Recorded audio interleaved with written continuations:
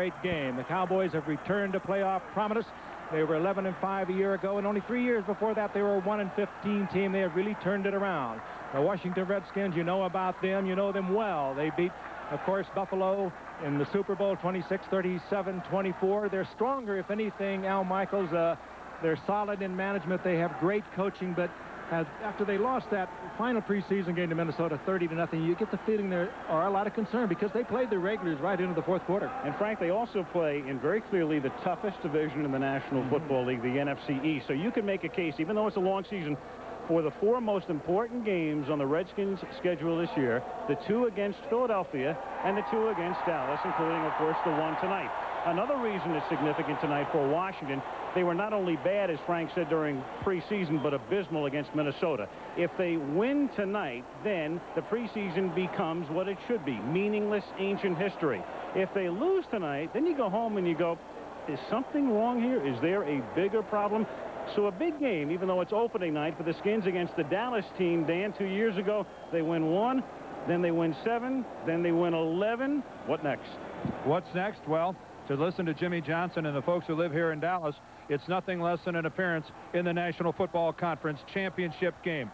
Lofty goals, but no team in the league has their star rising quite as quickly as this Dallas Cowboys squad.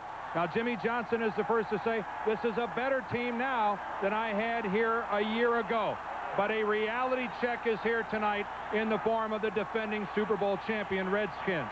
But watch out, if by chance Dallas should win this game tonight, then I guess a lot of people will say about America's team, rightfully so, Texas Stadium is a bad place to be if you're another club in the NFL. And it is the only place to be in the Metroplex tonight because a crowd of 65,000 looks on in a much anticipated game. This area talking about the game since the day the schedule was announced. Here we go, Washington and Dallas with Chip Lohmiller kicking off for the Redskins, and Lohmiller booms one into the end zone, and it is down there by Alexander Wright.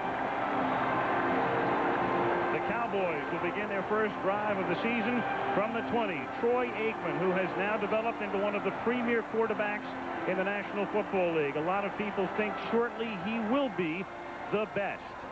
Fully recovered from a knee injury sustained late last year. Emmitt Smith is terrific, led the league in rushing.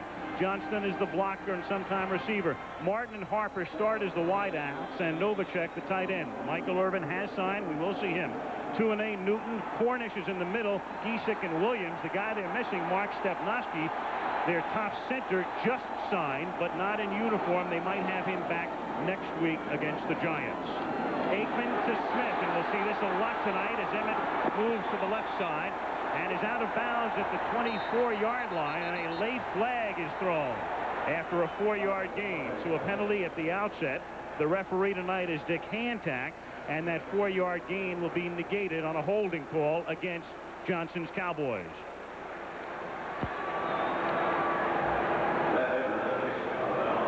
So Hantak getting the call from the head linesman who threw the flag, Terry Gerke. Holding. Offense. Number 83. 10-yard penalty. Repeat the down. First down. That's Kelvin Martin, who had a great camp and thus got the start tonight. Mann, Wilson, Johnson, and Stokes up front. A three-man linebacking core of Marshall, Govea for the retired Millen and Andre Collins. And three of those guys were Plan B guys, Mayu, Copeland, and Edwards. Green, of course, is the perennial All-Pro. The crowd responds because here's Michael Irvin. Not in on the first play, but in on the second. It is 1st and 19 from the 11. And Aikman on first down, throwing incomplete, intended for Alvin Harper, the tall second-year wide receiver out of Tennessee, covered by Mayu. It'll be 2nd down and 19. Good coverage by Washington. Govea, a very active middle linebacker, was back into the coverage and forced Aikman to throw over his coverage, and he underthrew Irvin. Irvin has only practiced a couple of days. It'll be interesting to see how he holds up. And again, it was 94 degrees just prior to kickoff outside and warmer now in the field. And this stadium is very still. There is no air movement. through the middle.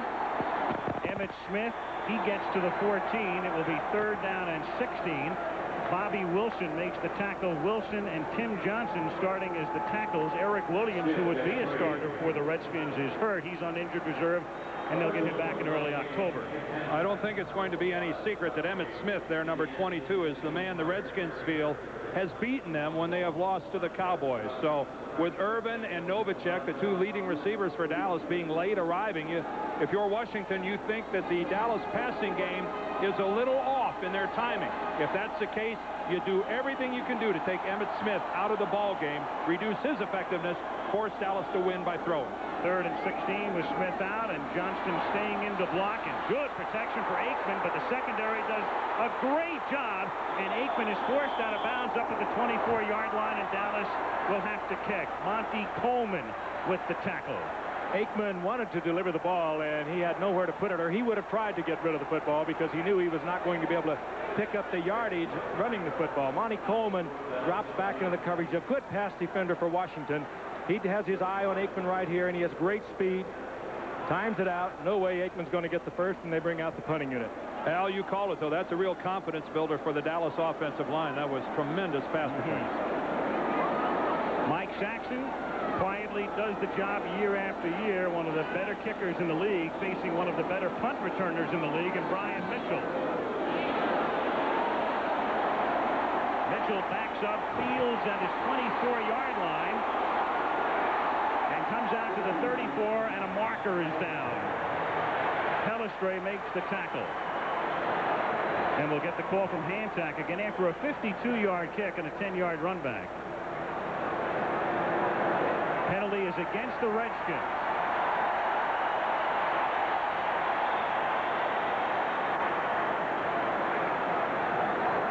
Holding on the return, number 20, penalized 10 yards from the spot of the infraction.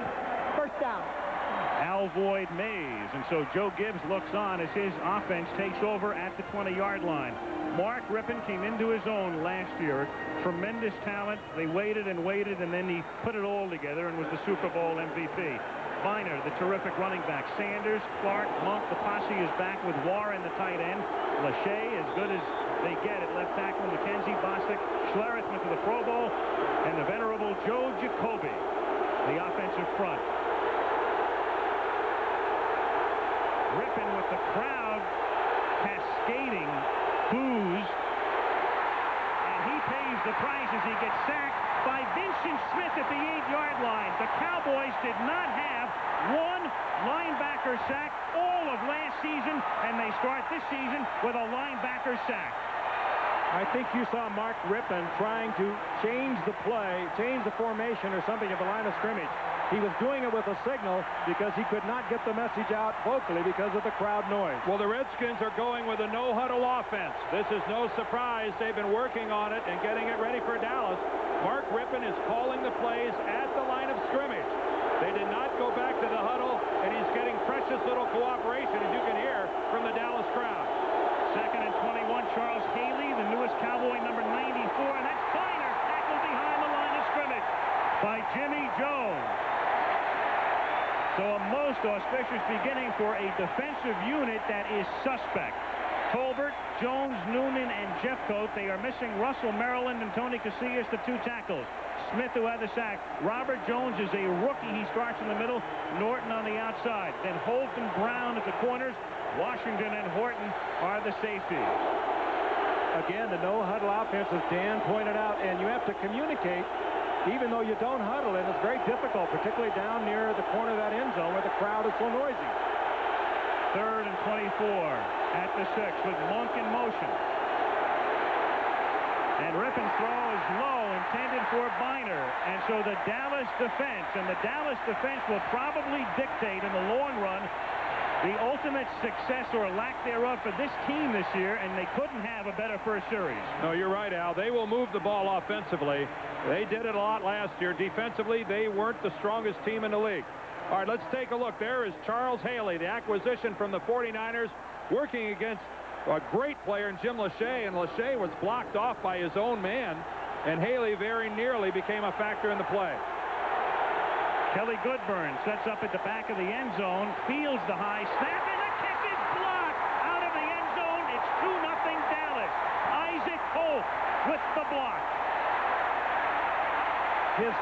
career block punt. Isaac Holt somehow gets it done. He's not orthodox, to say the least, but he has great quickness.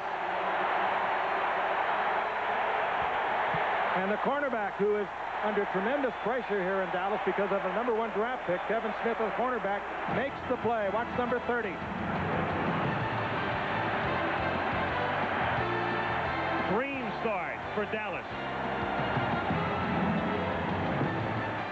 Dallas, as the Redskins regroup the offensive line. Kelly Goodburn with the free kick now from the 20-yard line, and he really booms it. What a beauty. At the 13-yard line, Alexander Wright leapfrogs his way out to the 36, and we have 2 flags on the play. All right, let's take a look at the blocked punt. Understand, look on the left here. 2, 3, 4, 5. That's the overload side because there are only 4 guys on the right. So Goodburn, the kicker, is taught to kick it towards the right. But watch the poor blocking over here that allows Holt to come upfield. On the return, number 34, 10-yard penalty. First down. But Goodburn turns and kicks away from the overload, but he wasn't expecting such poor blocking to his right side. You got to take more out of Isaac Holt. That's Johnny Thomas just taking his shoulder, and Isaac Holt is too quick for that. You have got to, if you're kicking right into that area. Frank, as you well know, you have to break his stride. You have to make him come to a stop and start over. If you're going to give the end man a free run, he'll get it. Particularly in your own end zone, because you're playing much tighter to avoid just what happened. Coverage is of secondary importance. Exactly. Blocking for your punter is primary. Penalty was on Tommy Agee for holding, moving Dallas back to its 16, and Troy Aikman goes to the air, and the pass is incomplete as he throws into traffic intended for the second tight end, Alfredo Roberts. He and Jay Novacek both in the 2 tight end set. Kurt Gouveia got a hand on it. Second down. The timing of the Dallas passing game, as I mentioned, you really have to wonder with their 2 #1 guys coming in so late. Aikman was here from the beginning, was faxing the training camp pages daily to this guy, Jay Novacek, hoping that Novacek could work out with Neil Lomax back in Phoenix, but that's not the same. Second and 10. Emmitt Smith picking and threading his way for a minimal gain. If one thing is critical offensively for Dallas, though, tonight, it's to keep Emmitt Smith absolutely 1,000% healthy, because when it comes to backups, he doesn't have any. Curvin Richards is the only guy behind him, and Richards has a lacerated kidney. He could play in a pinch. The blocking over at the point of attack, number 84, Novacek. We talked about him a moment ago. He is a fine receiving tight end, but he does not have the stature nor the size to really blow somebody out of there, particularly the Redskins, Wilbur Marshall. You saw a lot of Dallas people throwing themselves at the Redskins, and the Redskins not giving any ground. 3rd and 8 from the 18-yard line. Aikman with a lot of poise, hits Johnston, seeks the first down, and gets it. Knew exactly where he had to go, lunged forward, stopped by Mays. First down, Dallas, for the unheralded Darrell Johnston, who doesn't carry much but blocks well, and he'll catch the ball out of the backfield. He reminds me of a Brad Muster type fullback. I mean, he's 236 pounds, but with the soft hands, and he's a valuable asset to a quarterback.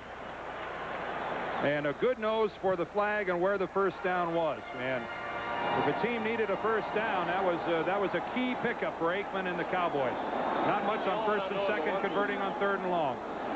5 minutes into the game, 2-0 Cowboys. Emmitt Smith is a nice block from Johnston, and then picks his way up to the 34-yard line, turning next to nothing into about a 6-yard pickup, stopped by Brad Edwards.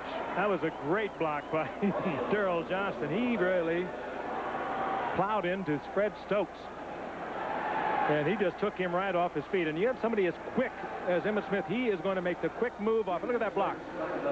Smith with a step inside, breaks it to the outside, and gets a quick 7 yards out of it. It's actually the 2nd time Dallas has run this play where Johnston has picked off the end guy on the line, and in both instances it was Fred Stokes, much to Stokes' dismay, because the first one looked just like that as well.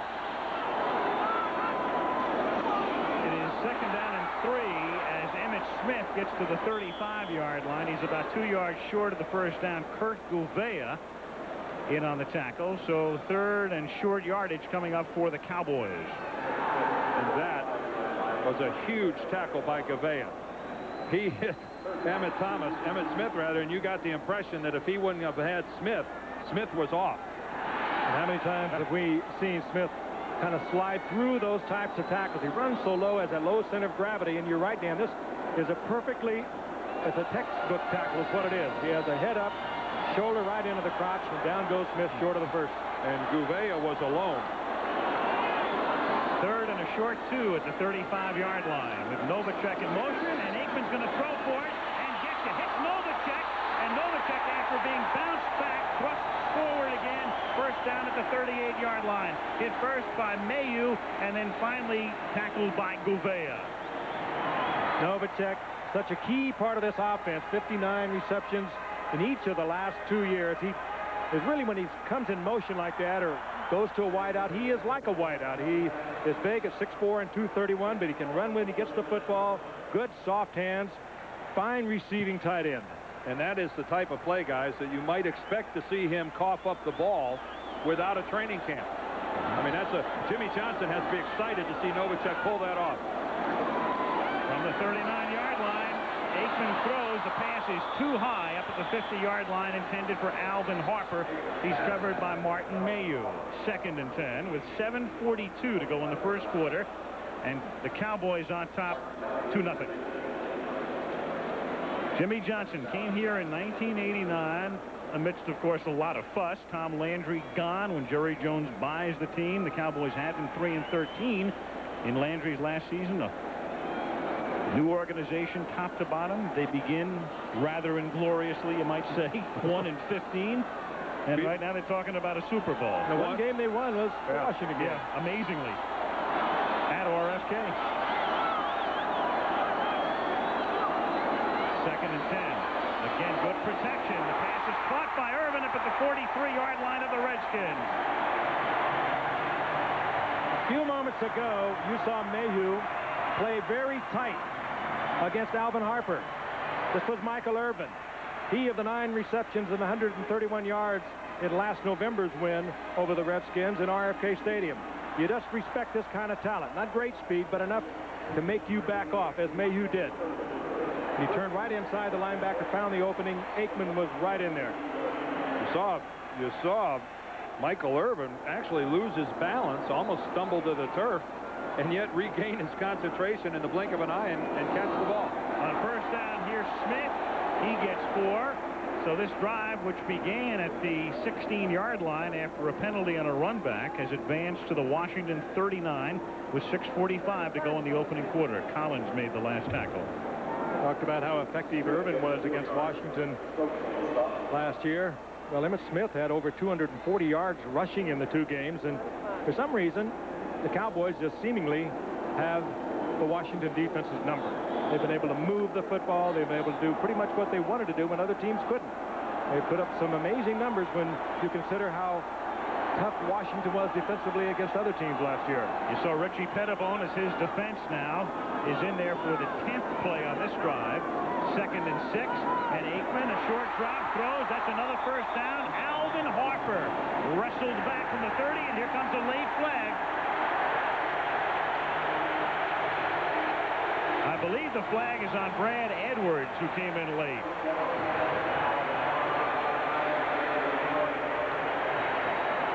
Edwards came in and put his right shoulder. Personal foul. Unnecessary roughness on the defense. Number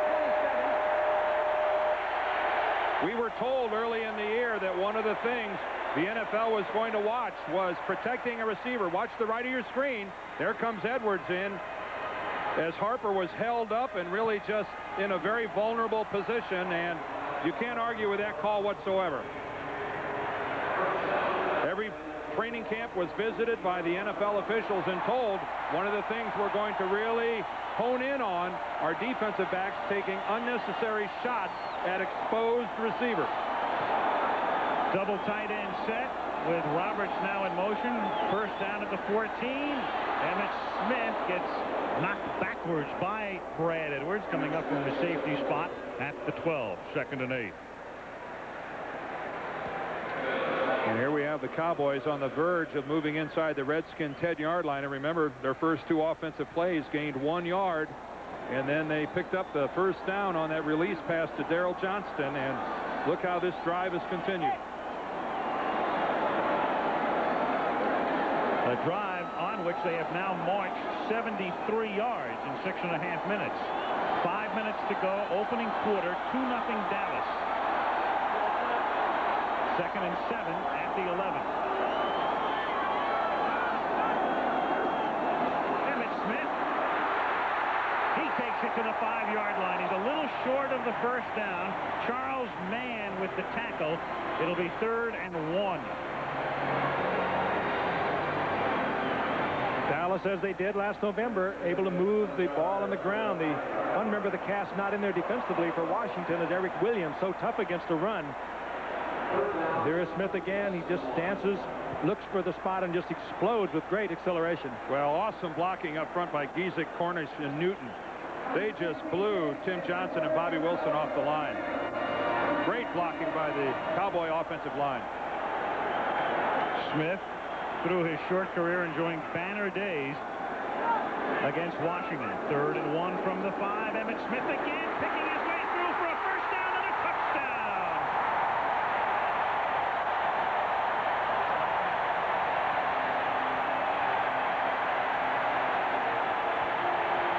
I think back to a Dallas Cowboy offensive line that gave up 11 sacks to the Eagles last year.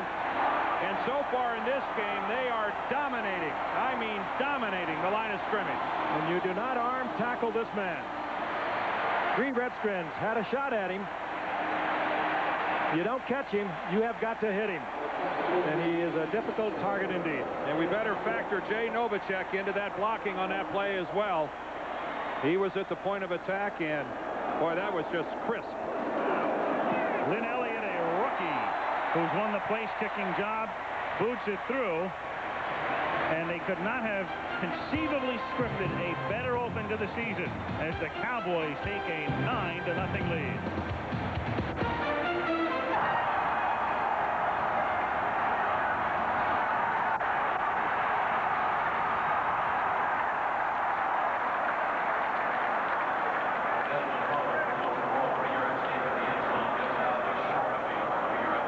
The football for more than half of the first quarter. 3:57 remaining. Opening period in Dallas. 9-0 Cowboys. Season of Monday Night Football. Al Michaels, Frank Gifford, Dan Deerdorf. Texas Stadium, Irving, Texas. Redskins have the ball. Dallas leads 9-0. 3:57 to go in the quarter. And on first down, Ernest Biner from the 20 up to the 23-yard line, where he's tackled by Ken Norton Jr. After a pickup of 3, 2nd down and 7. Russell Maryland has a dislocated toe. He was the first pick in the 1991 draft, a great defensive tackle. So he's out tonight. And Tony Casillas, who's standing next to him, Casillas with a sprained knee, could play in a pinch, but they'd like to keep him out tonight.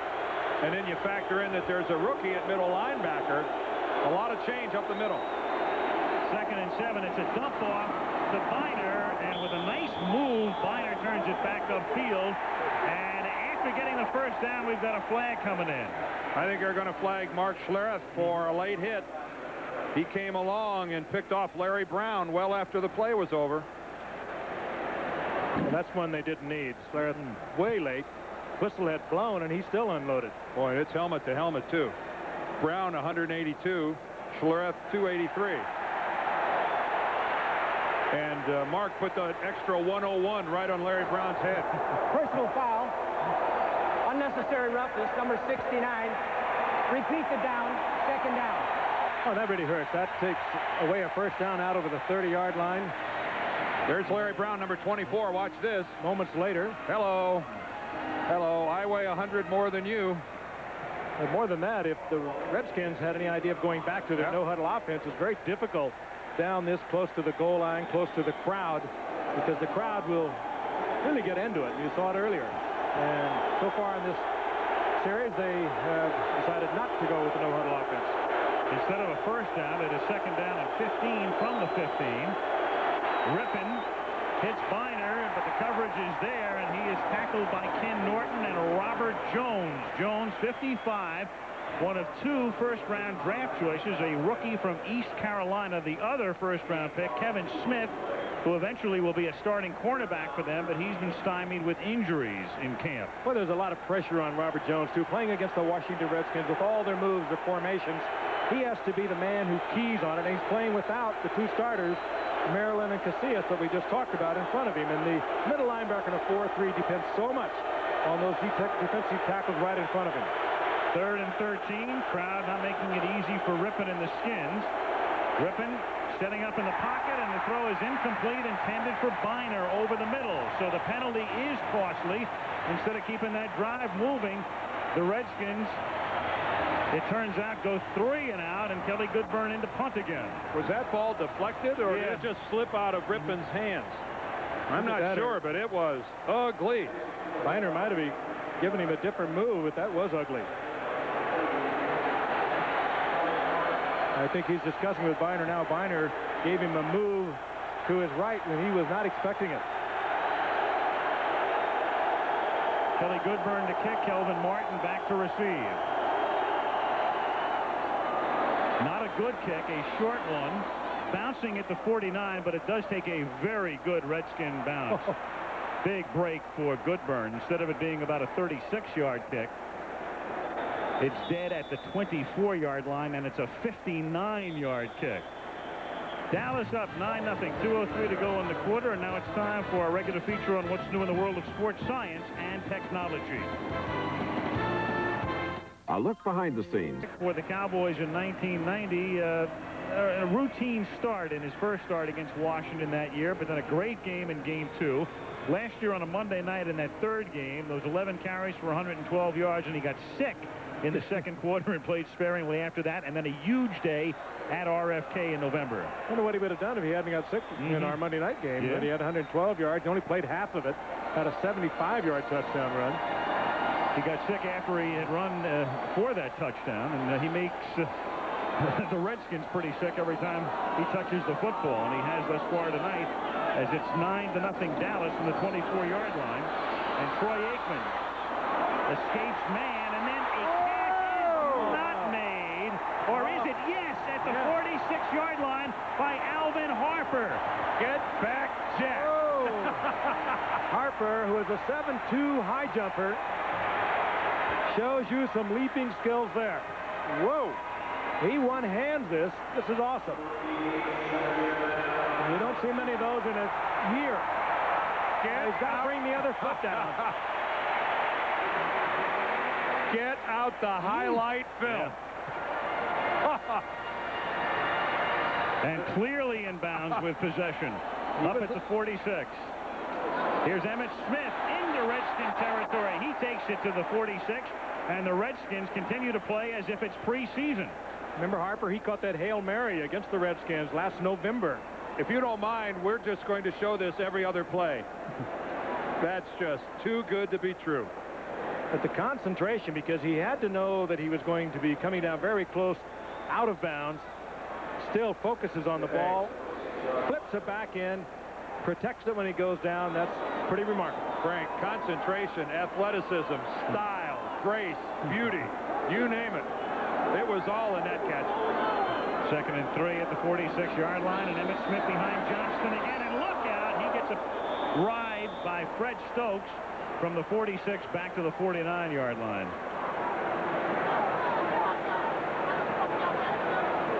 It'll be 3rd down and 3 at the 46-yard line. 35 seconds remaining in the opening quarter. Next week, we will be in Cleveland. Browns licking their wounds after the thrashing yesterday by Indianapolis against the Dolphins. And because of the aftermath of Hurricane Andrew, the Dolphins had their game postponed, what would have been their opener against New England. So they open next Monday at Cleveland. 3rd down and 3, and a quarter dominated by Dallas. And Aikman, well, he saw the play clock go down to 1, and so he has to waste a timeout. And that's a smart call by Troy, because he didn't want to put himself into a 3rd and long situation. It's early in the season, and sometimes there's a time lapse in getting that play onto the field, transmitting it through the quarterback to the rest of the offensive huddle. There's a good look at the fourth-year man out of UCLA, the first-round pick in '89, the franchise player, hopefully to be a big question mark. Can he stay healthy? He has been troubled by injuries in each and every year, going out the 12th game of last year. Unfortunately, Steve Berline is a great backup quarterback.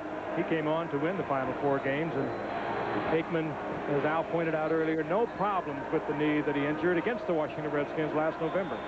It's premature to say in the first quarter that we've reached a critical juncture of the ball game, but it would do the Redskins a whole lot of good if they could hold defensively here and force the Cowboys to punt the football. I mean, Mark Rippon and his squad don't need to be any farther in the hole than they are right now, and this would be an opportune time for the Redskins to arch their back a bit and hold. 3rd and 3, 11 seconds to go in the first quarter. 9-0 Cowboys.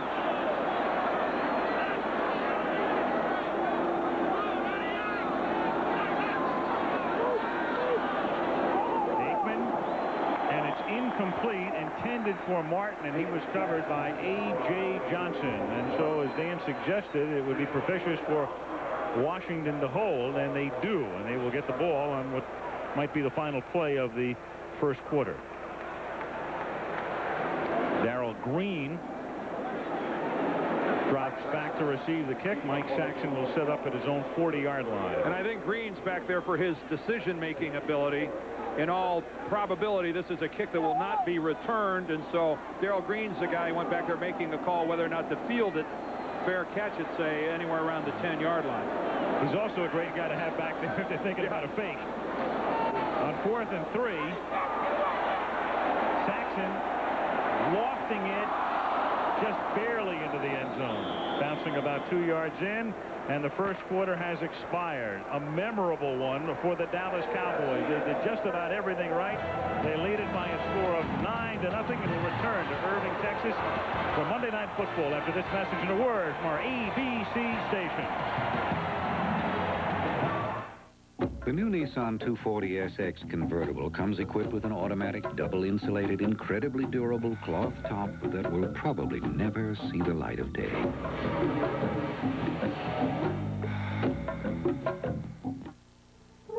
Good evening. We'll have the forecast for the week ahead after the game.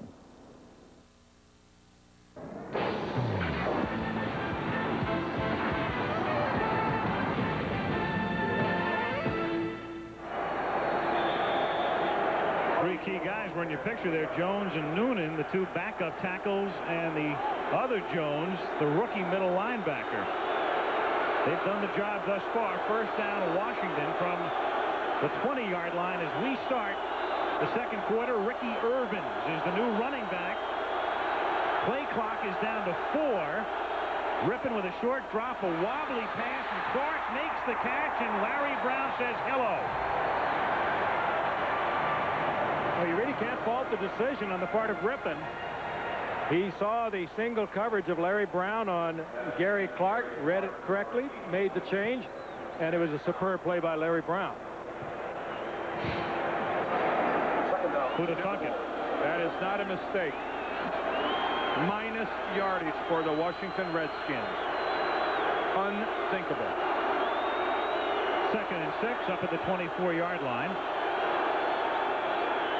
Here's Irvins with a big hole, and Ricky maintains his balance long enough to pick up a first down up to the 31-yard line. Vincent Smith cuts him down, and Ricky Irvins is a guy who really came on in the second half last season for Washington, and he will complement Biner beautifully in what figures to be a very tough Redskin running attack. And he will be the one they will be using a lot in short yardage, where they used to use Gerald Riggs. They let him go. 11 touchdowns for Riggs a year ago. And I think one of the questions that will have to be answered over the course of the year, will they need that big man for the short yardage? Or can Irvins do it? That was their first down, and here's Irvins, and he runs into 3 Cowboys at the 30-yard line, led by Jimmy Jones, number 97, and Tony Tolbert is also there. ABC's Monday Night Football is being brought to you by Ford and your Ford dealer. Have you driven a Ford lately? 13:20 left first half. Cowboys 9, Redskins nothing. If you were wondering, as I was a while ago, and I asked the guys down in the truck, when was the last time the Skins were down by 9 points? Last year against Phoenix, they were down by 14. They came back to win that one. Well, I mentioned how Made me feel better. Dallas offensive line was controlling the line of scrimmage. Right now, their defensive line is coming doggone close to doing it. 2nd and 12, and Irvin gets tackled from behind. Nice play by Danny Noonan to stop him in his tracks after a minimal gain. I mean, now if any team in the league could suffer some losses at defensive tackle, the Cowboys are one of the teams that could do it. Noonan was close to being on the trading block and maybe playing with someone else before Maryland got hurt. Then Casillas got hurt. But keep in mind that Jimmy Jones and Noonan have both logged a lot of playing time for the Cowboys. They are deep in defensive linemen, plus the recent addition of Haley. 3rd and 10 at the 32-yard line. They stack receivers on the left side, and then Rippon throws deep down the middle to the 46-yard line, and it's incomplete. Ricky Sanders in traffic couldn't hold on. And what a great pass rush by Charles Haley, who takes the inside rush, splits a couple of Redskins, and smothers Rippon. Remember, this is one of the great pass rushers. He's to the top. Watch the loop to the inside. He splits McKenzie and Lachey and gets in there and disrupts Rippon. What a wonderful addition for the Dallas Cowboys, Charles Haley. How many times have we seen him do that in that other uniform? Here's Goodburn's kick, and this is a boomer, and Martin backs up and fields it at the 14-yard line, eludes 2 Redskins, then a third, and is finally tripped up at the 23-yard line. Cowboys have it again as they continue to dominate. 12:02 left first half. 9-0 Dallas. Ask anyone who's driven a Ford lately. Ask them about quality. It's one of the biggest reasons 5 of the 10 best-selling cars and trucks in America are Fords. The F-Series pickup, Taurus, Explorer, Escort, and Ranger. Action, you'll see Texas against Syracuse, or Tennessee against Georgia, or Oregon, Stanford out west. Missouri takes on Illinois, and some of you in the Midwest will see Dan and Bo Schembechler calling the game from Columbus between Bowling Green and Ohio State this Saturday.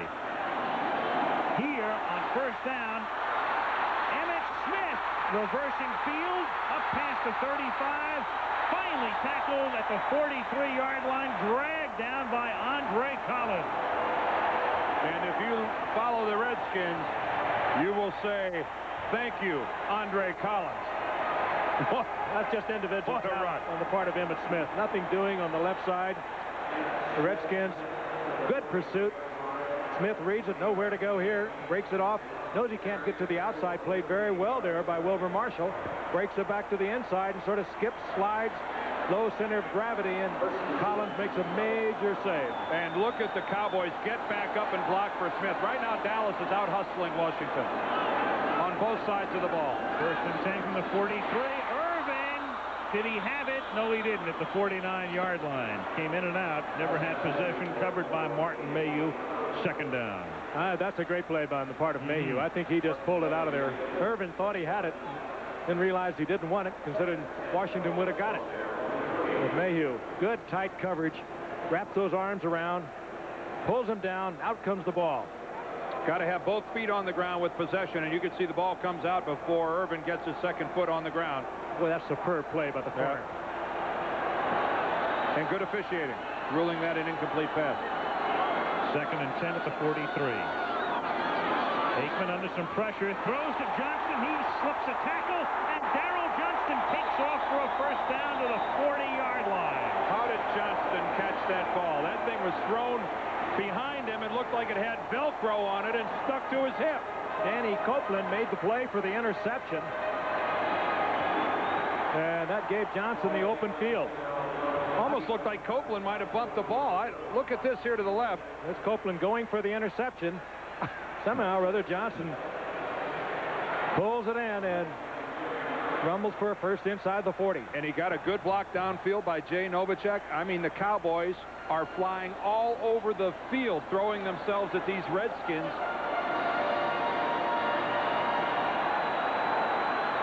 14-yard gain, ball at the 39, and Aikman again comes up too late, looks at the play clock. It goes down to 1, and Dallas has to use a second timeout. That's about the only thing they've done wrong tonight. Otherwise, it's been all Big D. 9-2. Jimmy says, my fault.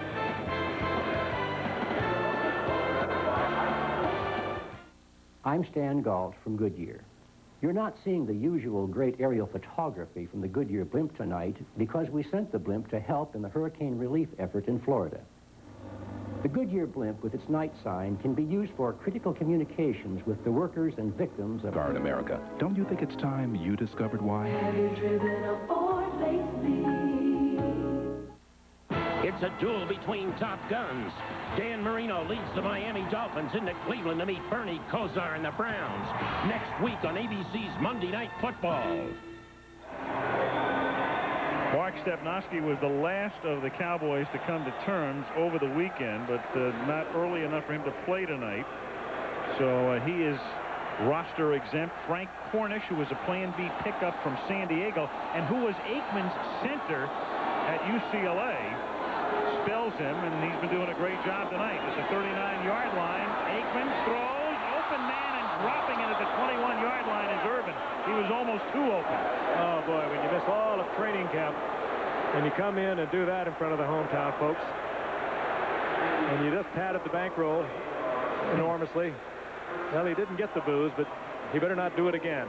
Lined up against Darrell Green, and they've had some classic matchups in Michael Irvin's young career.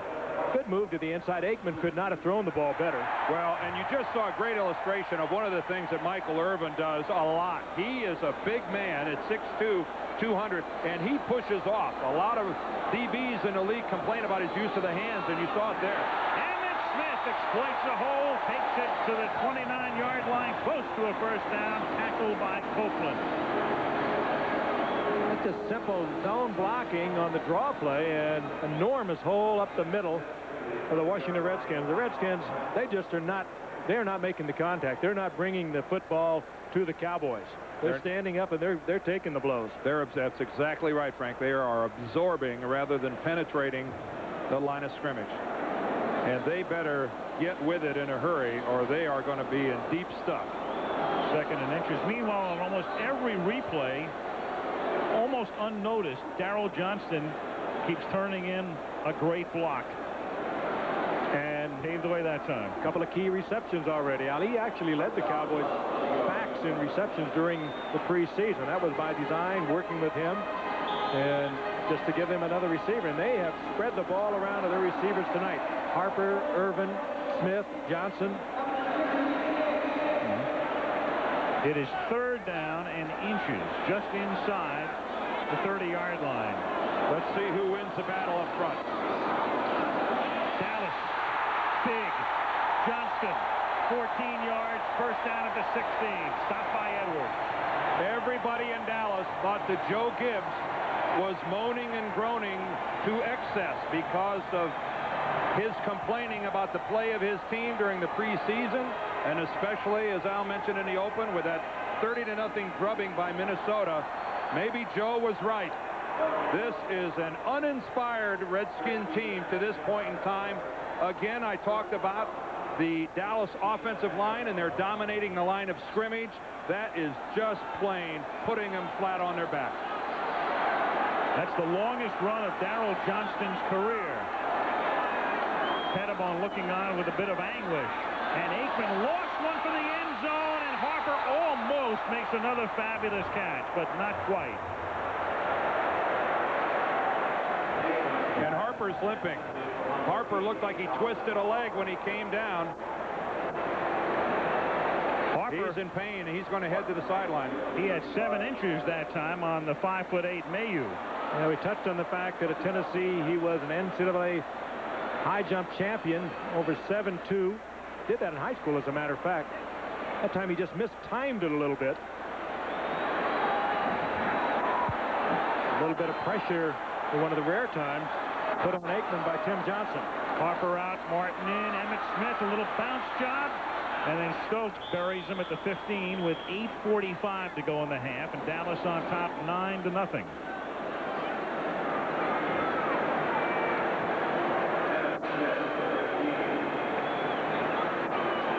Change of direction has always been Emmitt Smith's strong point. And right there, what really helped the Redskins more than anything else was that it looked like he stepped on his own feet. And that little stutter really cost Emmitt Smith and allowed the Redskins and Fred Stokes to get in on the play. Another critical third down, though, here for Washington.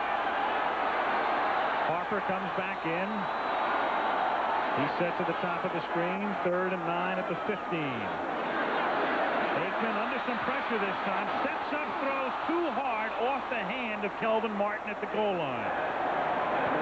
And so the Redskins able to stop him. Charles Mann putting the pressure on that time, and Lynn Elliott and the field goal unit come in now for what will be about a 33-yard attempt. Again, a little pressure on Aikman coming from Charles Mann, who had been held in check tonight. Not much as he was by Eric Williams last November when Williams started for the first time out there and held Mann without a sack. This time enough pressure on Aikman that he missed through the ball. But Mann really did his job. Aikman was allowed to step up. There was nobody in the middle. 32-yard attempt for the rookie out of Texas Tech. Lynn Elliott. Burline holds, and Elliott's kick hits the upright. So the Redskins hold, then get a big break, and they are very lucky the score is only 9-0. It could be 24-0 right now. And Elliott had a great preseason, won the job, and he misses from in close. The ball. Robert Urich in a sneak preview of Crossroads next Monday. Aikman going over things with Burline, just led him on a drive that consumed 62 yards, but they come up empty, and here are the Skins now on 1st down. And Rippon going deep, and he hits Art Monk, and Monk makes the 802nd catch of his illustrious career, and it's good for a 27-yard gain. He is bounced out of bounds by James Washington. Well, sooner or later, number 81 is going to get a football. And that time, good pass protection for Mark Rippon. Joe Jacoby doing a good job on Charles Haley, standing him up, keeping him right on the line of scrimmage. He's the big man. 18 more catches now, and Monk will be the all-time leader in receptions. He'll surpass Steve Largent. And as you saw, he just became the 5th player in league history to go over 11,000 yards. 1st down at the 48. The fake to Irvin. The roll by Rippon. That buys time. Rippon going deep, but too deep. The coverage was there. Terry Orr, and you'll rarely see Orr going that deep, the H-back. Ray Horton back there covering. And you just saw why you will rarely see Terry Orr going deep. He gets himself tied up in the secondary with Larry Brown. And Rippon, in effect, just threw it away.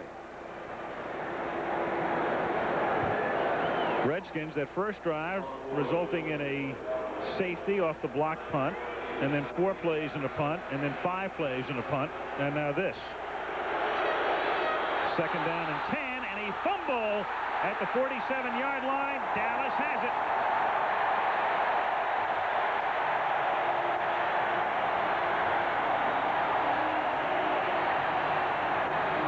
The fumble was between the center quarterback exchange. A veteran center in Jeff Bostic, a veteran quarterback in Mark Rippon, who's only been in camp for a week.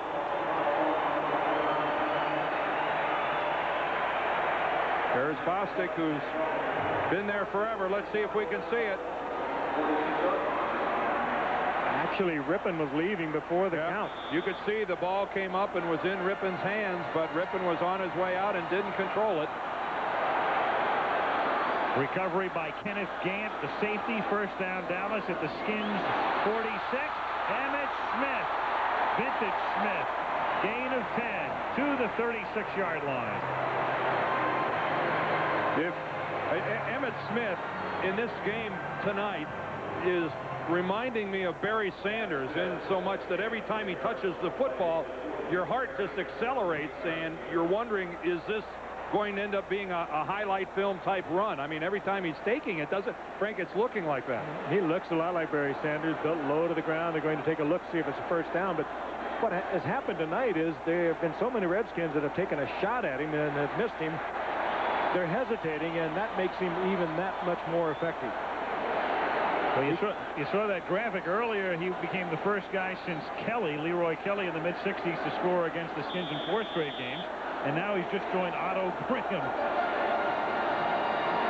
5 straight games in which he has scored a touchdown, 78 yards already. So he's almost on a 200-yard pace at the moment. Here he is again.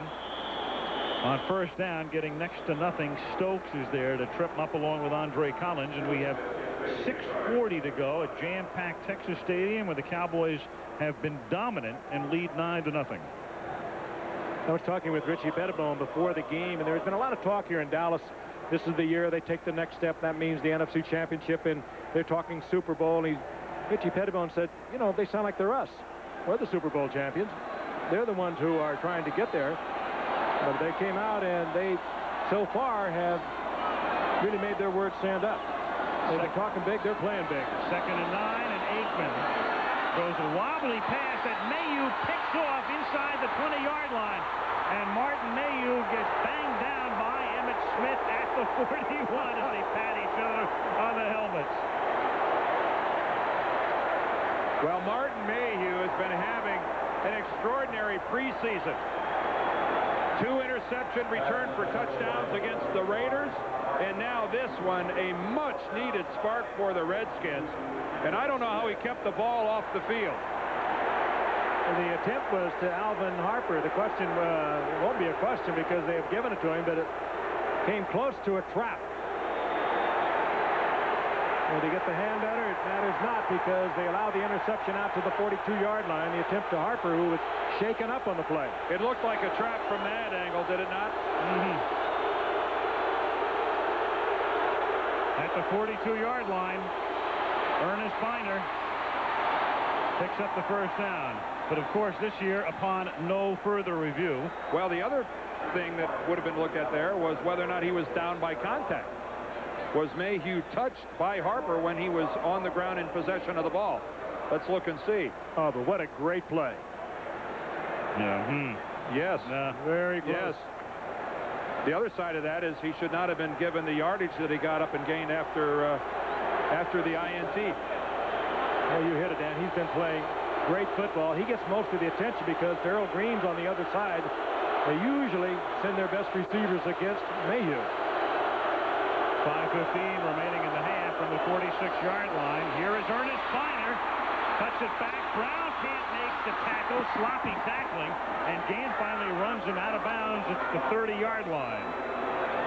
Redskins now on a roll, and just when they need it to. They've been pushed all around here in the first half. They can put 7 on the board. They will be in good shape. Again, Biner, he's Mr. Everything for the Redskins. Nothing doing inside where he was supposed to take it. Breaks it to the outside. Good all-around football player. A couple of back-to-back 1,000-yard seasons. Good receiver. Clark and Monk stacked to the right side, and Rippin goes for the wide-open Clark, and a touchdown. And so Mayhew's interception completely turning it around. And the Skins now down by 3 and going on 2 with the extra point. Cowboys just dropped back into a zone, and Clark came down, moved to the inside, saw the zone, broke it to the flag, and Rippin, with all the time in the world, delivered. And the instant replay, opponents and proponents will have lots to talk about tomorrow. Look at Clark, 84, a little dip to the inside. And James Washington, 37, fought it all as Clark turned it to the flag, and Rippin was there. Chip Lohmiller for the point after. Gary Clark. On the receiving end of a Rippin aerial with 4:48 to go in the half. A 2-point Dallas lead now. They break and... Nothing quite like it, architecturally speaking. The hole in the roof in Texas Stadium in Irving, Texas, just outside Dallas. Lohmiller kicks off. Whoa, I'll say. He almost put it out the hole. Well, without replay this year, and we're not going to belabor it because you're going to hear it 1,000 times this year, but when something like the Mayhew interception happens, you have to take a look at it because it's something that clearly gets overturned, at least in terms of down by contact. Well, watch the football. First of all, Mayhew does not have the ball. There it is on the ground. That is an incomplete pass by Troy Aikman. So it's the double whammy. not only should Washington have not have had possession, they also should not have had the resulting yardage. So if you're keeping score, I think we saw conclusive evidence that it would not have been an interception. And it had been an interception. He also would have been down by contact. A fortuitous break. A double bubble, but at least we didn't stop and look at it for 5 minutes. Here's Aikman back to throw. Stepping up now. And stepping out. For a 19-yard gain up to the 39-yard line. Very important now for Dallas to come back. They came into this game. They were fired up. The adrenaline was flowing. They were really stoked when they came out onto the field, led by this man. And now they're kind of back to normal, if you will. And it's important now that they step up. 4:28 to go in the first half. Jerry Jones, the owner of the Cowboys, the man who bought the team in 1989, the man in the middle. Was that Hank Williams Jr.'s cowboy hat walking around in there? It looked like it. And a whistle before the inception of the play. Yes, it is. Are you ready for some football? And there's the man under it. Yes, sir. Mr. Excitement. False start. Offense, number 79, prior to the snap. 5-yard penalty, still first down. Enjoying a cold glass of ice water. A little refreshment here on a very warm night. Or tea. Eric Williams is the guy who jumped. We mentioned Eric's name before, but not the same Eric Williams. The Redskins, of course, with a defensive tackle. Eric Williams, he's the guy who's hurt. And also, Bobby Wilson was shaken up before, so he's out. And Jason Buck, a much-traveled defensive lineman, number 99, is in there. Aikman throws, and that's dropped by Johnston, who gets wrapped up immediately by Gouveia. It'll be second down and 15. I think that Johnson thought that ball was coming. It was sort of a who, me? That looked more like calf roping at a rodeo. Gouveia throwing Johnston all the way around. There's Jim Hannafin, the great offensive line coach of the Redskins, congratulating his guys, I'm sure, on some good pass protection, but at the same time explaining the facts of life to these guys, that they have been less than dominant. Second and 15 at the 34-yard line. Little swing out to Emmitt Smith, and he's tackled at the 34-yard line as Darrell Green stayed right with him to ensure no gain. Third and long upcoming. Dallas apparently losing a bit of their momentum. They went back to a very high percentage play with second and long yardage, second and 14. They flip it out on the flat to Emmitt Smith, hoping he can break a couple of tackles, get good yardage, and Washington defends it very well. Third down, 14. We'll look through the face mask of one Charles Mann as Smith comes out. Cowboys, of course, if you follow them closely, they don't use the shotgun. Haven't at all since '89. Aikman lines up under center. Johnston stays in the block. Coleman comes racing through, but he gets it off to Kelvin Martin. And Martin seeks the first down, but is short up at the 44-yard line. A.J. Johnson with the tackle about 4 yards shy. Boy, there's the athleticism of quarterback Troy Aikman under great pressure from Monty Coleman. We already told you about how fast he is. One of the great pass defensive linemen in the league, or linebackers in the league, and he puts the pressure on Aikman, and Aikman, with the flick of the wrist, was able to complete the pass. Here comes Coleman.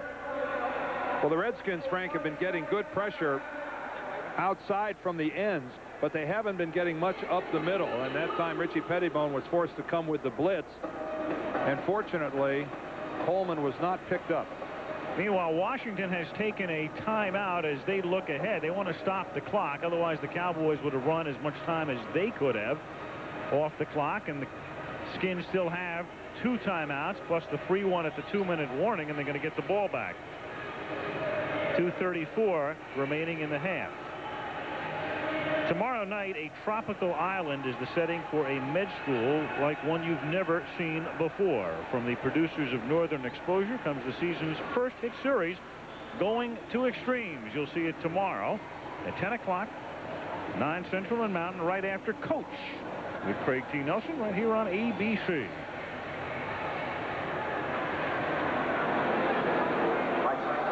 2:34 left in the half. Saxon will kick. And Brian Mitchell stands back at his 10-yard line to accept it. As you can see, the crowd fanning themselves here. Very still inside Texas Stadium. No air circulation because of the roof configuration. Saxon angles it, and that is a beauty. Oh. Perfect. Do you believe the 1-yard line? Just perfect. 54 yards. Well, Brian Mitchell, the return man, is told not to handle a ball inside the 10-yard line. He made the proper decision in not handling the football, and who's to know that this type of a bounce would happen? That is just plain old perfect. And that ball just does what it wants to do sometimes, and that time it decided to do Mike Saxon and the Cowboys a favor. So inside the 1-yard line now for the Washington Redskins. 2:26 remaining in the half. Hobbs and Sanders come in as we'll take a look at. And guys, here's where Dallas, having burned up some of their timeouts earlier, hurts them because they would want to stop the clock. Sure. Rippon throws, and that's picked, and he's lucky it wasn't picked off by Jones, off the hands of Gary Clark, and Robert Jones was there, but could not come up with the interception. Now there's a break for Dallas in several ways. One, no yardage on first down, but secondarily it stops the clock.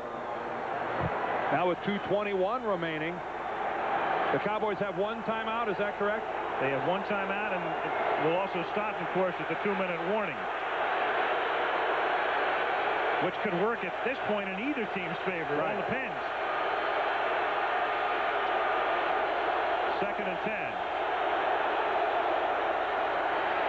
Biner out to the 8-yard line. It's going to be 3rd and 3. James Washington. This is one of those calls where you got to look at yourself and you go, what do we do here? Do we call timeout? No, I think you let it go to the 2-minute warning with only having 1. We've already had 1 punt block, so at least you feel a little more comfortable getting away from your 1-yard line where you can at least kick from some sort of a spread if you have to kick. A lot of pressure on the Washington Redskins to get a first down and keep the ball away from Dallas.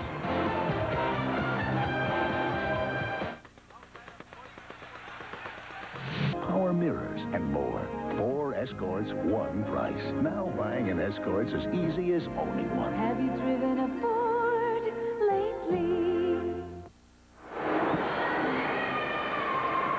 2 minutes to go in the first half. Al Michaels, Frank Gifford, Dan Dierdorf on opening night of our 23rd season. 9-7, the Cowboys in front. 3rd down and 3 upcoming for Washington at the Redskin 8-yard line.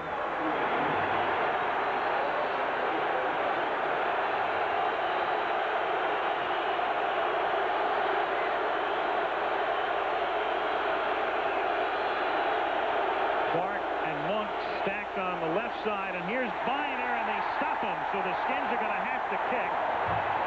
Jimmy Jones makes the tackle, and the Dallas Cowboys at this point will spend their final timeout. So they stop the clock with 1:51, and when they get the ball back, they do not have a timeout, but they should get it back pretty close to midfield. So in reality, it was the Redskins taking of a timeout that really ultimately it's now backfired on them. And again, remember, Kelly Byrne has already had 1 blocked. And little things as a game goes along don't seem so big at the time, but remember when Dallas, through some improper planning, had to use 2 timeouts when they didn't need them at all. There was no strategical purpose for them using those timeouts, and now look how desperately they'd love to have them back. Probably the only thing the Cowboys did wrong in the first maybe 22, 23 minutes of the game was having to take those timeouts. And now almost certainly they will have the ball inside Redskin territory with any kind of a return. And the no timeouts takes away some of your options. Well, they owe getting the ball back to Mike Saxon, who pinned the Redskins at the 1. And now Goodburn's going to have to punt it out of the end zone.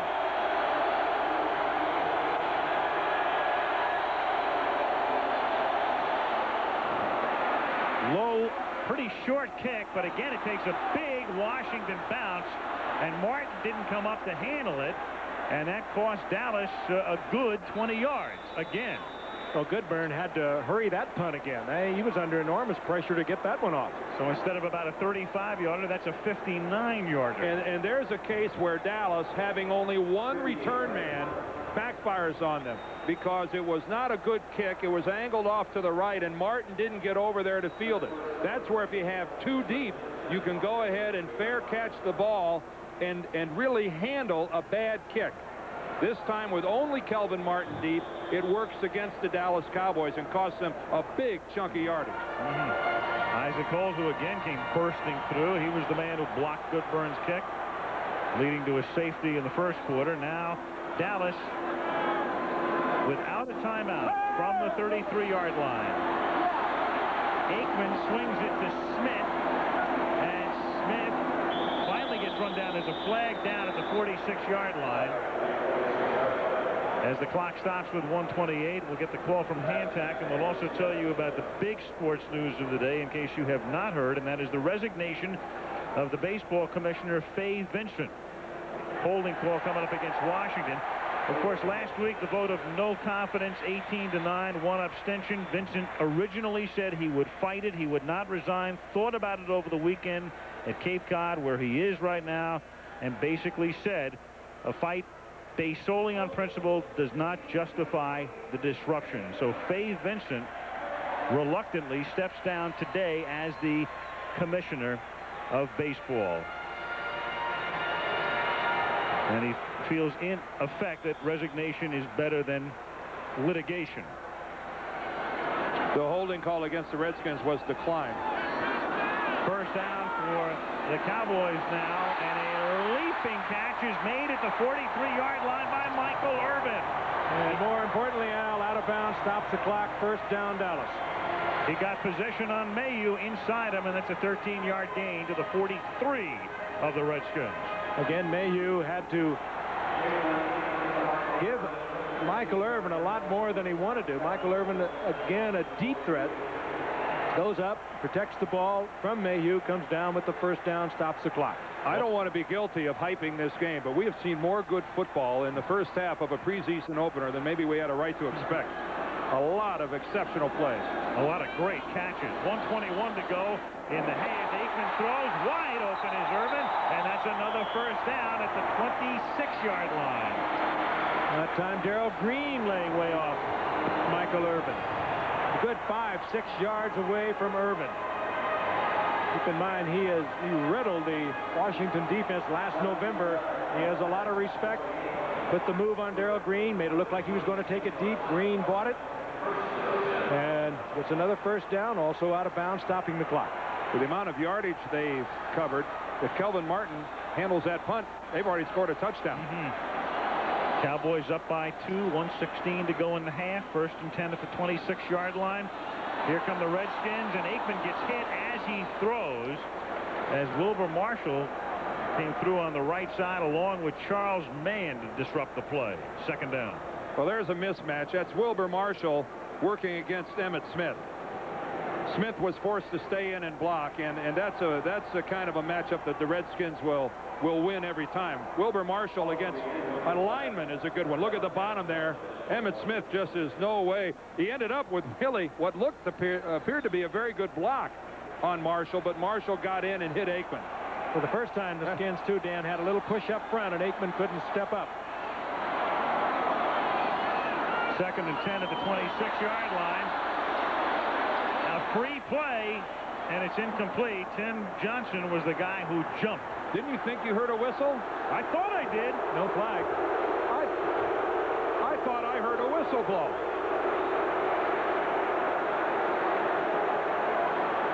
Joe Gibbs thought he heard a whistle blow. Getting old, just ringing in our ears. Well, some of the players certainly look like it. Your explanation may be accurate, though. Yeah. It's third down and 10 at the 26-yard line. 1:07 remaining in the first half. Again, Dallas without a timeout. 3rd and 10. Lofted for Harper. Touchdown.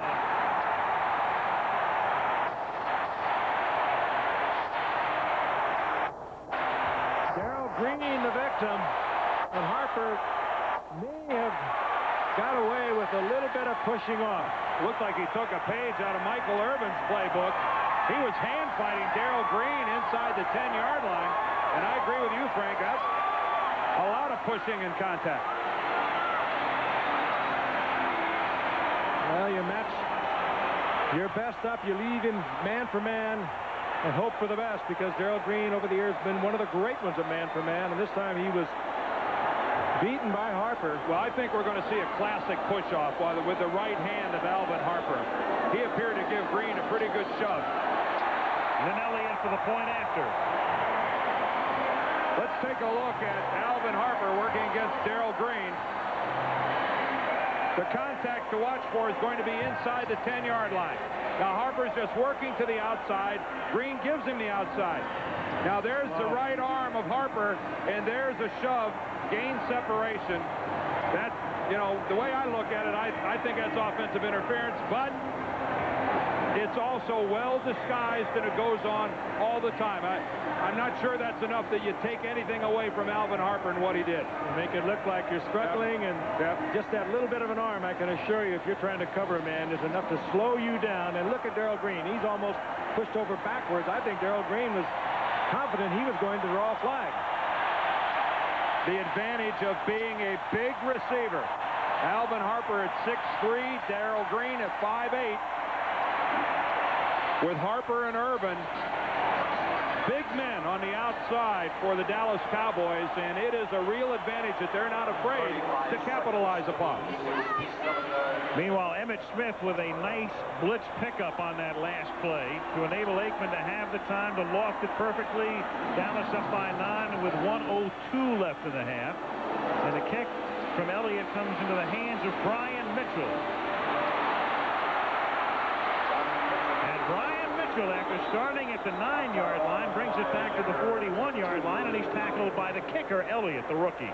Remember how concerned we were about the Cowboys having no timeouts? Well, they got into the end zone with a minute left over. Now, the Redskins have 2 timeouts remaining, and they can threaten. 6 plays in 35 seconds. Not bad. Not bad. And you don't need us to tell you that that man and this team possess one of the great long ball games in the NFL. 53 seconds and 59 yards, hardly insurmountable. Well, the Skins still have those 2 timeouts left. At the 41-yard line. It's a strange game, isn't it? It is. Art Monk in motion. Art Monk on an end around, has some blocking. And Monk is ridden out of bounds at the 49 by Isaac Holt. That's a gain of 8. And very cleverly, Art Monk saves one of the 2 remaining timeouts, steps out of bounds after the pickup of about 8. 47 seconds remaining now in the half. Hardly a surprise that Art Monk makes a smart play. Hardly. Only 13 years of them. Well, they're pretty close to field goal range when you've got a guy like Chip Lohmiller, who had a Hall of Fame night here in the Monday Nighter a year ago. That pass is incomplete. It is 3rd down and 2 intended for Irvins. Oh, good read, too, on the part of Mark Rippon. Bill Bates had his eyes set on the interception. Rippon saw Bates coming in to make the move, and he just drilled it into the carpet.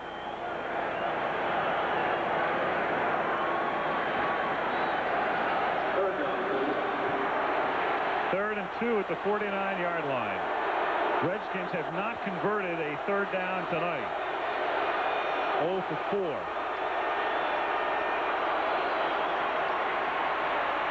Three-man rush, and Rippon not even close. The coverage was there, intended for Ricky Sanders, and it's 4th down. Mark Rippon has thrown several good-looking passes tonight. He has thrown several clunkers as well. That was the last 2 qualifying as such. Of course, there was good coverage downfield. The Redskins having a hard time to figuring out the zone of the Dallas Cowboys. They had the one successful touchdown pass to Gary Clark. He was wide open, but other than that, the Cowboys defense has been very effective, and it's been primarily zone. Goodburn to punt, and nobody is back deep for Dallas. They'll just let it bounce. 35 seconds remaining. And Goodburn's kick, is it stopped? Oh, very close. It is not. It is into the end zone as Johnny Thomas got down there but could not stop it from crossing the plane of the goal line, in effect. 51-yard kick.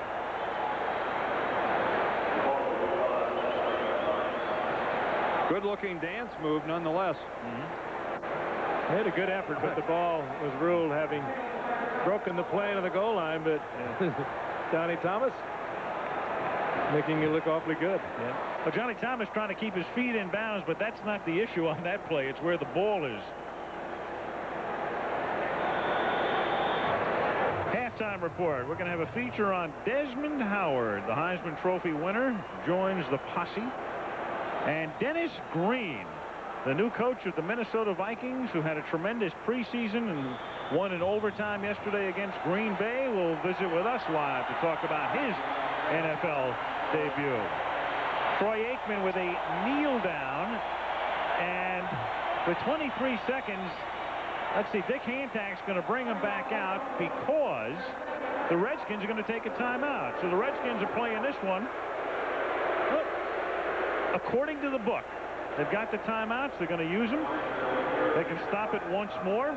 Well, they're going to make the Cowboys execute a center quarterback exchange. And stranger things have happened. The ball might come out. A long shot, but Joe Gibbs maybe serving notice on his football team that it's not as easy to just trot up to the locker room. Well, take a look at that. That's over the last 4 years. 23 of the 24 division champs over a 4-year period have won their season openers. The only exception was Detroit last year, blown out by Washington on opening day, 45-0, and then rebounding to win the Central Division. I'm sure everybody at home knew that anyway. Beyond question. They've got Ray Horton, the safety, lined up as the tailback here. That's pretty good insurance policy when your safety is playing the tailback. And the final timeout. And the Redskins just took their last one. And Ray Horton gets a couple of offensive plays. Yeah. Another two-way player in the NFL. That's right. This guy can tell his grandkids, hey, you've heard it, Dorsett and Perkins and guys like that. I was a tailback too. Roy Green and that. You know, here we go. Remember the Washington game? I went both ways.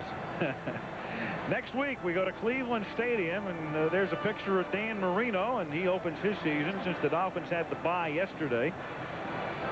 They will face the Cleveland Browns, who fell victim to Ted Marcher Broda's Indianapolis Colts. Ted getting the job up there, and the Colts, who won one game all of last season, beat the Browns 14-3. Meanwhile, Rippon and the Skins are going to go into the locker room down 16-7 after one more Aikman kneel down, and a first half very much dominated by the Dallas Cowboys. I'm sure they'll be reminded that they came from behind last year on a Monday night game here in Texas Stadium, but they are going to have to play a noticeably better second half than they did here in the first. Halftime score, Dallas 16, Washington 7, and we'll return with halftime activities after this message from the National Football League and a word from our ABC stations.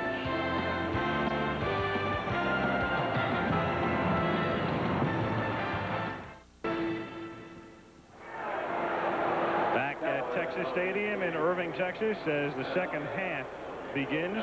16-7, the Cowboys lead it by 9. They kick off. Lynn Elliott will send it skyward, and Desmond Howard and Brian Mitchell are back to receive for the Washington Redskins. Elliott, who won the job with a good preseason. It was nip and tuck with Brad Dalriso through preseason after Ken Willis left for Tampa Bay on Plan B. And we're going to take a look look at Desmond Howard again, whose last run back was 23 yards. And this one is a little bit longer as he is knocked down by Washington up at the 26-yard line. ABC's Monday Night Football is being brought to you by Chrysler Corporation and your local Chrysler, Plymouth, Dodge, Jeep, and Eagle dealers. By Levi's Dockers. Nobody does color like Dockers. And by Bud Light. If you want great taste that won't fill you up and never lets you down, make it a Bud Light. At the 26-yard line for the Redskins, 1st and 10. Rippon, after an off-and-on performance, mainly off in the first half, gives it to Ernest Biner, and that's a big hole through the middle and up to the 37-yard line. And let's take a look at the numbers through the first 30 minutes of play. Dominated by the team on the right side, the Dallas Cowboys. And you can see the opponent's points off turnovers. You can see that the turnovers were 1 each. But the Cowboys gave up 7 points on that, well, what really was a bogus interception by Martin Mayhew. He really trapped the ball. On 1st down, Rippon airing it out and getting wide open was Monk, but it's underthrown, and getting back there is Horton. I mean, he was open by 10 yards. Rippon just a little late on the delivery, and Art Monk was either caught in a messed up defense or man just let him go. Let's take a look. Holt is number 30, but Art Monk just sprints by Holt. He lets him go.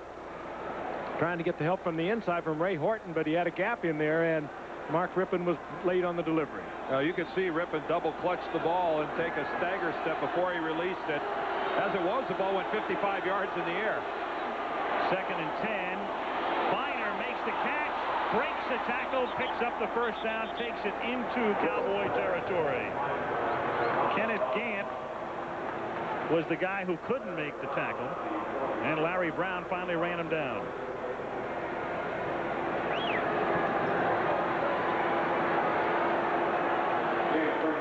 Let's take an eye here on Big Jim Lachey, number 79. Oh, and stepped on by his left guard. Raleigh McKenzie stepped on his foot and put him on the ground. That's one of the few times you'll see Lachey flat on his back.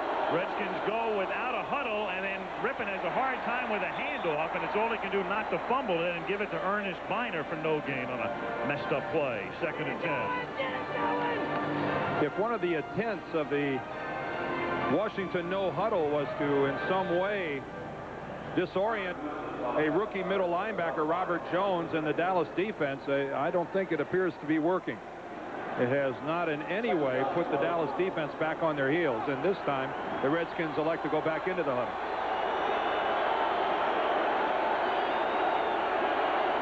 Second and 10 from the 49-yard line. Here's Biner swinging to the outside, and he runs right into big number 73, Danny Noonan. The Cowboys doing a good job internally. We told you Russell Maryland not playing tonight, Tony Casillas. The 2 starting defensive tackles both out, Danny Noonan in there and Jimmy Jones, and they're doing a fine job. There is a look at Maryland. He has a dislocated second left toe of his left foot. And that's Casillas. He has the knee job, and Russell Maryland isn't even suited up tonight. He has the dislocated toe. 3rd and 9. Rippon under a lot of pressure just throws it away because Leon Lett came blasting through, number 78. Well, you cannot blame Mark Rippon for that. A miscommunication on the Redskin left side of their offensive line.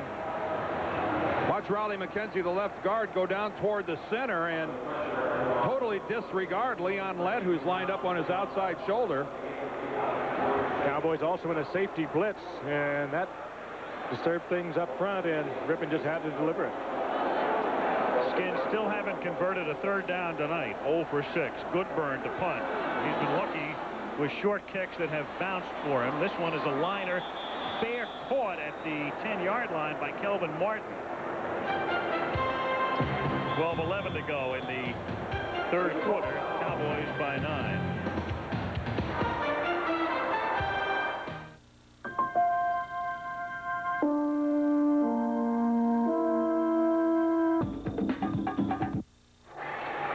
Dodger Stadium rocking and rolling like the old days. Here's some Cowboys you're also going to be seeing a lot of this season. Take note, little guys. Here are the Cowboys of Moo Mesa. We've got Moo Montana, Dakota Dude, and the Colorado Kid. Their season will begin this Saturday, 9 o'clock Eastern here on ABC. 8 out west in L.A. That's 9 o'clock Eastern a.m. for you little guys. Okay, partners? Utterly fantastic, Frank. I believe so. I'm going to milk that a little more, but from the 10-yard line on first down, Emmett Smith goes next to nowhere. Tim Johnson, 78, makes the tackle. Kurt Gouveia is there as well. Bobby Wilson, who started the game at defensive tackle, there he is, 94, sprained knee. Clearly he is done for the night. As we mentioned before, Eric Williams now missing from the defensive line. They don't expect to see him until October. So Jason Buck, a much traveled defensive lineman, is a guy who's going to see a lot of action, 99. And we've not seen a big push by the Redskins up the middle. We've commented on it several times. They need to develop a rush coming up the middle of the line. 2nd and 8. That time the rush came from the outside, but somehow, some way, Michael Irvin is able to make the catch, and there's a flag down. It's a personal foul against the Redskins. And this will put Dallas clear across the midfield line. Irvin's still down. Boy, he uses his hands not only to catch the ball, but to get clear beforehand. Personal foul. Defense number 58 hitting the quarterback with the crown of his helmet. 15 yards, first down. Now they're going to call it on Wilbur Marshall. He took a tremendous shot at Troy Aikman after he delivered the ball. You heard Dick Hantak say he hit with the crown of his helmet. And you cannot do that. You saw Wilbur at the last minute intentionally lower his head and use it as a weapon. That will not be tolerated in the NFL, even though it was not what I would describe a vicious hit. Now the conclusion of that play. Michael Irvin, again working against Darrell Green. Subtle work with the right hand, gained some separation, and that is just beautiful work by a receiver. Darrell Green, 5'8". Michael Irvin is 6'2", but that's just great hand fighting. Hey, I mean, how can you possibly fault the coverage by Darrell Green? He was right on him. A lot of smiles on that Cowboy sideline tonight from the 43-yard line on first down. Here's Smith on a delay, picking and threading and bouncing down to the 35 for a gain of 8. Tackle by Stokes. 10:55 to go in the third. Cowboys up by 9.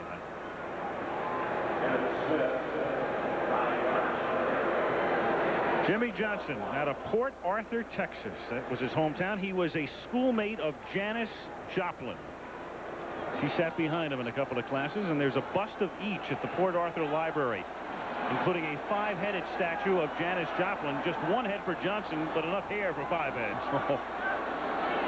2nd and 1 at the 35-yard line. He'll be thrilled. Here's Emmett Smith picking up 7 on his way to 100 yards. First down at the 28.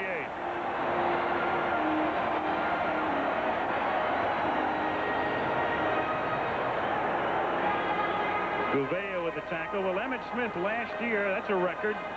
Of his team's total yardage on the ground, he accounted for 91.4% of it. And as you can see, some of the others, including when Dickerson was with the Rams, he gained about 4/5 of their yards. And Sanders last year with Detroit, 80%. Emmett Smith over 90%. And tonight, 96 yards of their 136. So he's getting a little more help tonight than he normally does. First down. Aikman to Johnston. Tackled by Andre Collins, who breaks it up nicely. Screen well played by Collins. And, you know, Smith is talking about a 2,000-yard season, talks openly about it. Would have to average, what, about 125 per carry. Not unrealistic. He is very sturdy. He's been very sturdy and very reliable and injury-free from the time he was in high school. He loves to carry the football, loves to carry it a lot of times. And he would like to be a 2,000-yard back. 2nd and 10 at the 28. Under 9 minutes left in the third. Cowboys lead 16-7. Swing it to Emmitt Smith. And he is finally knocked down by Raven Caldwell after Wilbur Marshall turned him back inside. An exceptional open field tackle by Caldwell. One of the things that Emmitt Smith is not pleased about is the fact that with Kirby Richards being hurt, Smith is having to run all the plays during practice. Not only during the offensive part of practice, but during the defensive part of practice as well. Here's another look at that tackle by Raven Caldwell. Look how he gathered himself, then propelled himself forward, wrapped up, got both of Emmitt Thomas's legs. Emmitt Smith, I keep wanting to say Emmitt Thomas. He was good too. Well, he's a coach with the Redskins and a former coach in St. Louis. Too many Emmitts out here. Third and 9. Glad Emmett Kelly's not here. That's picked off, and that's exactly what the Skins needed. Brad Edwards, and he runs it all the way back to the 36-yard line, and that is exactly what the Redskins needed right there.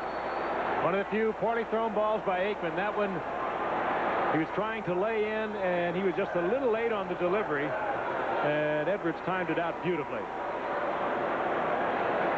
Edwards made his break for the ball a good 10 yards from behind the receiver. You wonder if maybe Aikman's up. Yeah, look at Aikman working that side of the field the whole way. That brought Edwards over probably prematurely. Stepped in front of Kelvin Martin and made the interception. Aikman would have been better served to glance over to the right side of the field, freezing those Redskins safeties for maybe a step more. 7:59 remaining in the third. Ricky Irvins is the running back in this set. Ricky Irvins has the football. And Ricky Irvins gets banged down by Washington, the safety up at the 41-yard line. Brad Edwards making that interception was, as Joe Jacoby comes limping off, Edwards, a plan B guy. They've got 3 plan B guys in that defensive backfield, and pretty much as Jacoby limps off, testament to the work of Bobby Beathard and his successor, Charlie Casserly, as Jacoby needs attention, and the work that the Redskins have done in their pro scouting area. 2nd and 5. That's incomplete. It'll be 3rd down. Jacoby being replaced by Ed Simmons, number 76, who had a total knee reconstruction last year. And it appears that Joe Jacoby is in a lot of pain. You saw the frustration when he banged his helmet into the bench. There's Ed Simmons. And a lot of Washington eyes are on Simmons to see how he is going to proceed here after that total knee. Joe Jacoby had his own knee surgery back in '89. Moved him into guard for a year. Now he's back out of tackle, but they were working on Joe Jacoby on the sideline. 3rd and 5. The play clock is down to 5. Skins they won't get it off. In a position where they barely get it off, and then Rippon loses the ball as he gets sacked at the 33 by Haley and gets it back. And Mark Rippon should know better. That's a play where the advantage goes to the defense. They know when the ball is going to be snapped, and Charles Haley just beats Jim Lachey to the corner. Rippon and the Redskins would have been better served by calling a timeout. Watch Haley, bottom of your screen. Only been here a week. Well, it was over on the first step. Lachey was late coming off the ball. Either didn't hear Rippon give the go count to start the play or whatever. The crowd noise a factor there. But that was over on the first step as Haley moved and Lachey did. Nice save by Goodburn on a bad snap, and then it's his best kick of the night in terms of yards in the air. And Martin runs it back from the 20. He's out in front. Martin's going to go all the way for a Dallas touchdown. No flag.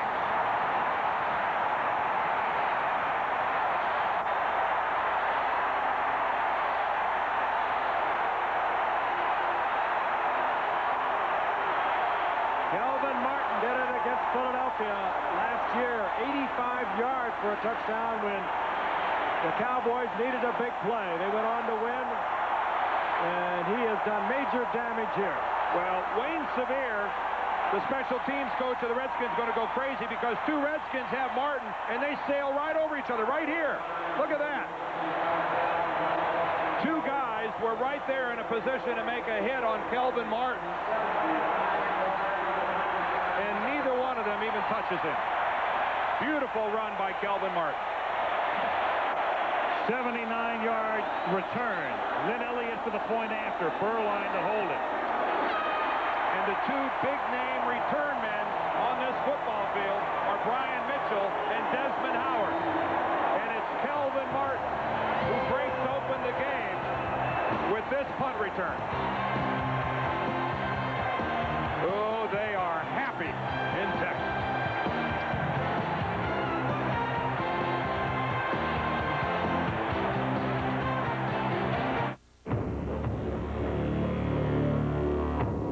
Monday matchup. Gonna make it drool. Well, they have waited months for this night in Irving, Texas, ever since that schedule came out and it said opening night, a Monday night against Washington. And it's been pretty much a dream come true for every Cowboy fan. They lead 23-7. Elliott's kick is deep enough. Well, there won't be a touchback. There will be a Desmond Howard run back, but not very far to the 17-yard line. But to me, even though you lose 3 yards from where you would have had it on a touchback, that's a chance worth taking every time. Put it in the hands of somebody who's capable of making a big play.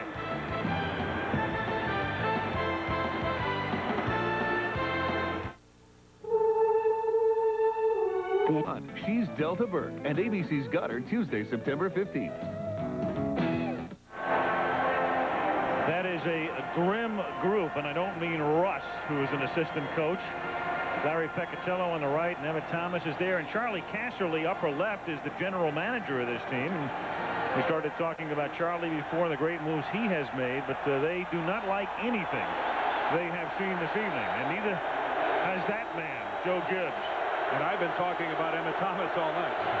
Finally got him on. Redskins have it. They trail 23-7, first and 10 from the Washington 18-yard line. 6:32 to go in the third. And Ricky Irvin ducks the initial hit and then gets out to the 20 for a pickup of 2. Joe Jacoby, by the way, remains on the sidelines, and they continue to look at him. They have put an ice bag on his left knee. Yeah, we understand he will not be back tonight. Football is an attitude. It is a desire to get to the football, either offensively or defensively. And tonight, the attitude belongs to the Cowboys. Second down and 8. Here's Art Monk. Lurching forward to the 33. Larry Brown with the ankle tackle. Art Monk has been in the league, of course, since 1980. And he made his debut against the Cowboys almost 12 years to the day, September 8th, 1980, on his way to the Hall of Fame. But he needed 19 coming into tonight's game to pass Steve Largent, 18 to tie, 19 to pass. And does he have 2 for 803? Also came in with a 132-game consecutive streak. Here's Gary Clark. He gets surrounded by a trio of Cowboys and is tackled at the 42. Poor Steve Largent is going to see everything go down the drain this year. James Lofton surpasses him yesterday in receiving yardage. Sooner or later this year, or probably before the end of the month, or at least in early October, Monk will surpass him in catches.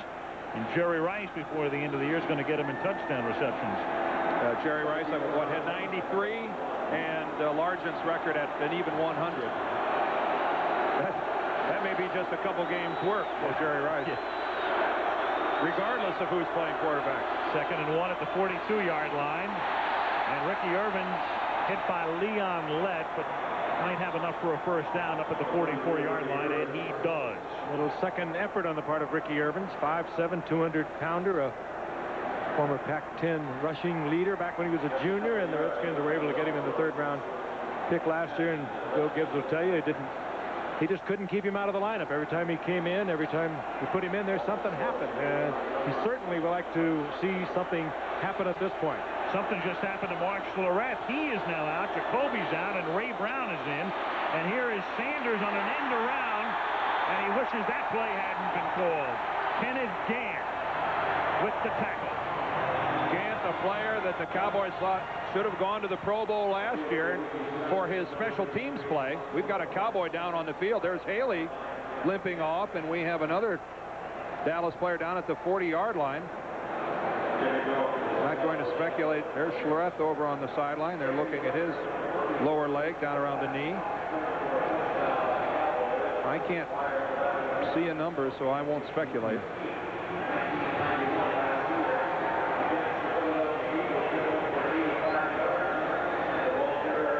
Haley walking around on the sideline. We're looking at number 97, Jimmy Jones, and he appears to be that player. We can see him clutching his left leg there as he's at the 41-yard line, and that is Jimmy Jones that is on the ground, number 97. And here's Haley.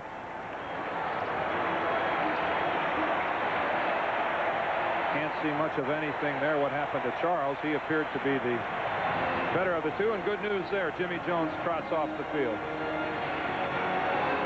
Meanwhile, for the Redskins, Mark Schlereth has come back in. Ray Brown has come back out. And Jacoby, as we mentioned, is done for the night.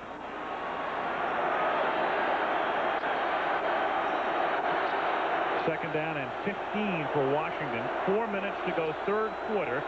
Cowboys lead by 16. Haley's back in as well. Yep. And Rippon has it batted back, and that's about as far back as you can bat a ball. Almost 20 yards. Leon left, letting loose. And Leon's had a couple big plays tonight. A lot of people getting in the act for the Cowboys along their defensive front. Leon, 6'6", and a design rollout. And Mark Rippon tries to go back into the middle. And Leon gets that big paw up there and deflects it back. You could see he was attempting to throw it to Ricky Sanders right in his line of sight. Third and 15. The Redskins still without a third down conversion tonight.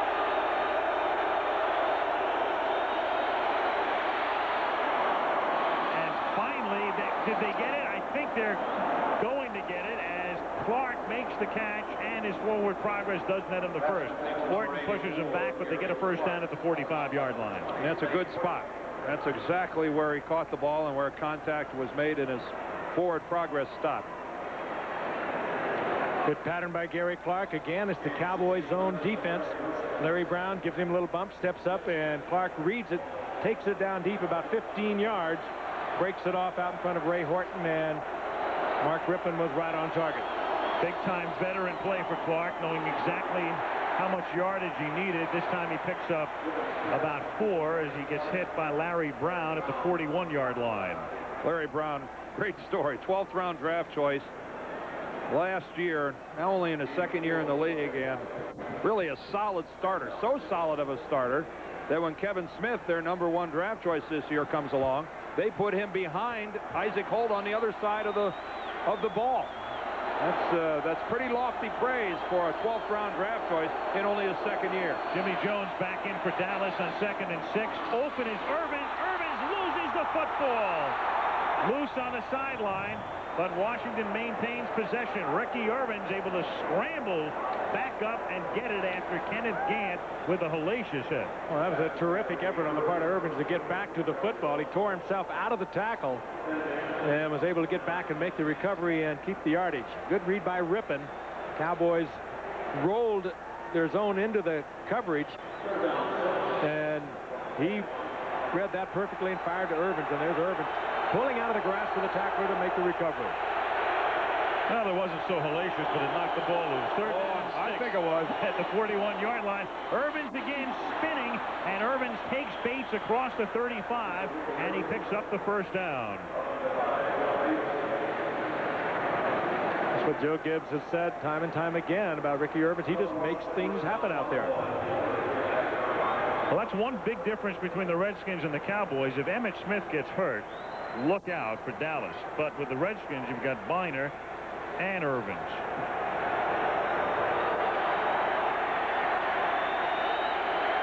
.33-yard line first and 10 Washington.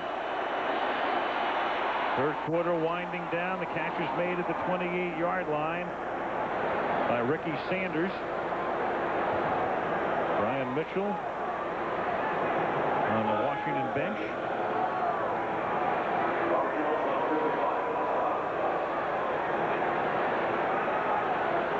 That's Robert Green, the rookie running back, a free agent this year from William and Mary. He's here because he was friends with J.D. Gibbs, Joe Gibbs' son. Joe would travel down to William and Mary to watch him play and saw Green in the process. Rippon on 2nd and 4 throws complete, very close to a first down, to the tight end Don Warren, the 14-year veteran. He stopped by Norton with under a half minute to go in the 3rd period. In fact, the youngster from William and Mary, Green, probably costing Gerald Riggs his job. Riggs, though, keep in mind, is still out there, not claimed by another club, and should the Redskins at any time need a running back, he's the first guy they'll bring back in. It came down, though, at the end. Do you keep Riggs or do you keep Green? It's called the future. They just get the playoff. The 3rd period ends on this pass out of the end zone, intended for Clark. He looks for an interference call from the side judge, and there is a flag down at the 6-yard line, but it didn't come out of the pocket of the man closest to the play. Coming upfield a bit. And the last couple of passes by the Redskins, Mark Rippon has been hit and hit hard. Offensive interference against the Redskins. But Rippon has taken a couple of good shots. That time from Jeff Coat. So offensive interference against the Redskins is the play that will end the 3rd quarter. And there's that great offensive threat, Ray Horton, talking to the official. Jeff Coat, number 77, stumbles into Rippon as he fought past Donnie Warren. Gary Clark was in the area of the flag. I don't know whether he was called for offensive interference or not. He has not told us as yet. Here's Dick Antak to give it to us. Offensive pass interference against the offense, number 84. 10-yard penalty. Repeat the down. First down. This is the end of the 3rd quarter. It'll be 1st and 20 at the 33 when we come back. Cowboys lead 23-7, and we'll return to Monday Night Football after this word from our ABC station.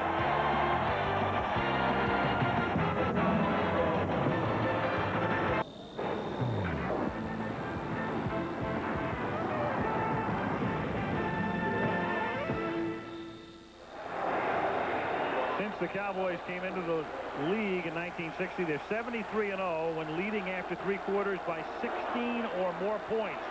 On 1st and 20, Rippon throws to the 30-yard line, and Gary Clark gets banged down at the 28. So they had that 73-0 record even without Dennis Eckersley. Joe Jacoby on the bench. We have been told he will not be back. He has been getting ice on his left knee. Say, we find some amazing numbers downstairs.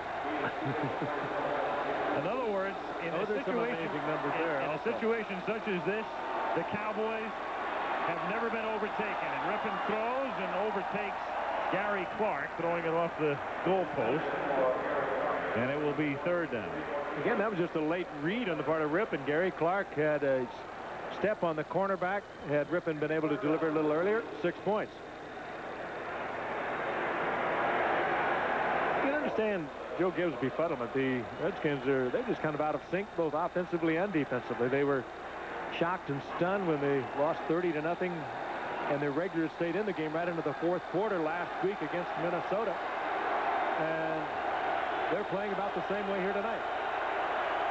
Redskins' current drive, 55 yards, but they're still just in field goal range, and that's a long field goal on 3rd and 14, and this play is dead before its inception, as Haley had come across the line. Induced or not is the question. Well, you'd think, though, that for the whistle to have blown, that this must be against Washington, because if Haley was across the ball, that's not enough to stop Ball it. start, offense, number 79. Jim Lachey's been having his problems. 5-yard penalty, still 3rd down. If that's he just took that left step, dropped that left foot, Dan, you know that he's concerned about getting beat. Yeah, if that's just Haley jumping off sides, they don't blow the whistle and stop it. There's 79 Lachey at the top, and you see him start to come back out of his stance way before the snap of the ball. He was going on 1 when Rippon was going on 3. Again, Lachey with that long holdout and didn't look good against Goldman in the exhibition game against Minnesota. Third down and long, and Irvin's on a delay that fools nobody. Ernest Biner, rather, as the Dallas defense surrounds him, stops him for no gain, and the Redskins are going to have to settle for a long field goal attempt by Lohmiller. And on third and extremely long, that doesn't demonstrate a lot of confidence in your passing game by running a delay. Lohmiller, one of the great kickers. Well, we have 4 here last year in the Redskins 33-31 victory. All long ones. This is as good a night as I think a kicker has ever had. This one is 49 yards, held by Rutledge, and Lohmiller just loves this ballpark. Right down the middle, with 5 or 6 yards to spare. 13:38 to go in the fourth quarter. That looks to be good from at least 55. 23-10.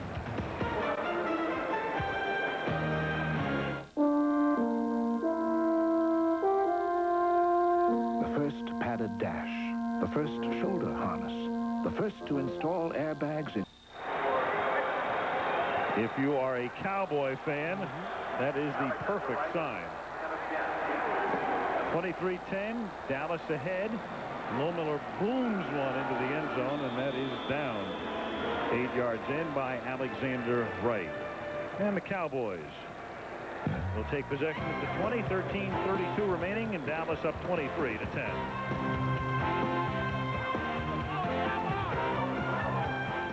$45, even 45 paid, even 46 for paying $4,700 ball. Dallas Cowboys, Nate Newton helping to lead the way up front. On the offensive line, they lead 23-10 with 13:32 remaining in the fourth quarter. And it's pretty much the same people as they had a year ago, except they are a year older. Nate Newton has moved back to left guard, where he played for so many years, and that's that they have collected a tremendous crop of athletes here. Dallas has 8 Plan B players, 8 first-round draft picks, and 6 second-round picks, and they're growing up. Emmitt Smith, first down, 17-yard gain to the 37-yard line. And again, Emmitt Smith doing in the Skins, a team that's been so tough to run against in recent years, and Emmitt Smith keeps going up into triple figures against them. They were 3rd in the NFL last year against the rush. And Emmitt Smith is making them look like 23rd. There he is, 19 carries, averaging almost 6 yards a carry tonight.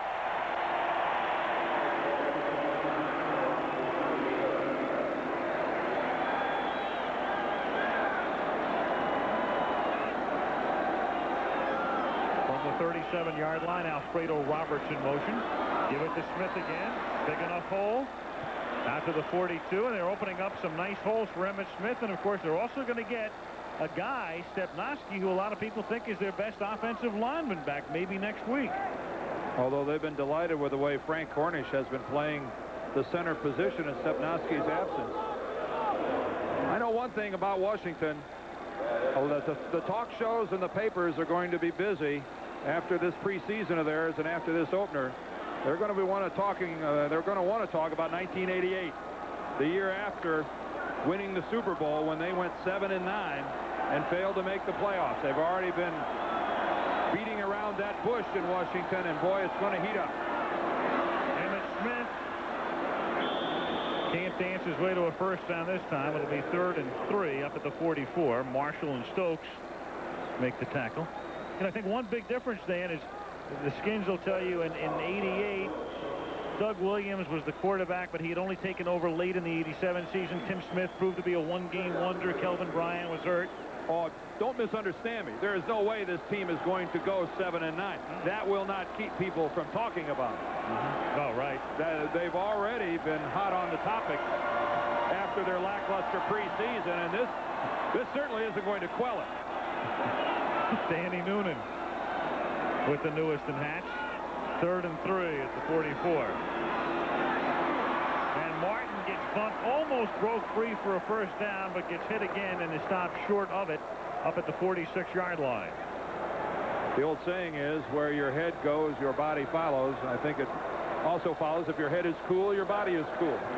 Noonan going for the ice down look. But now he's got to get ready to go back to work. Because the Cowboys will be forced to kick. Defensive lineman ought to walk around with an ice bag on it. There's nothing wrong with that. Mike Saxon to punt. Brian Mitchell back to receive. Dale Hillestray is the snapper.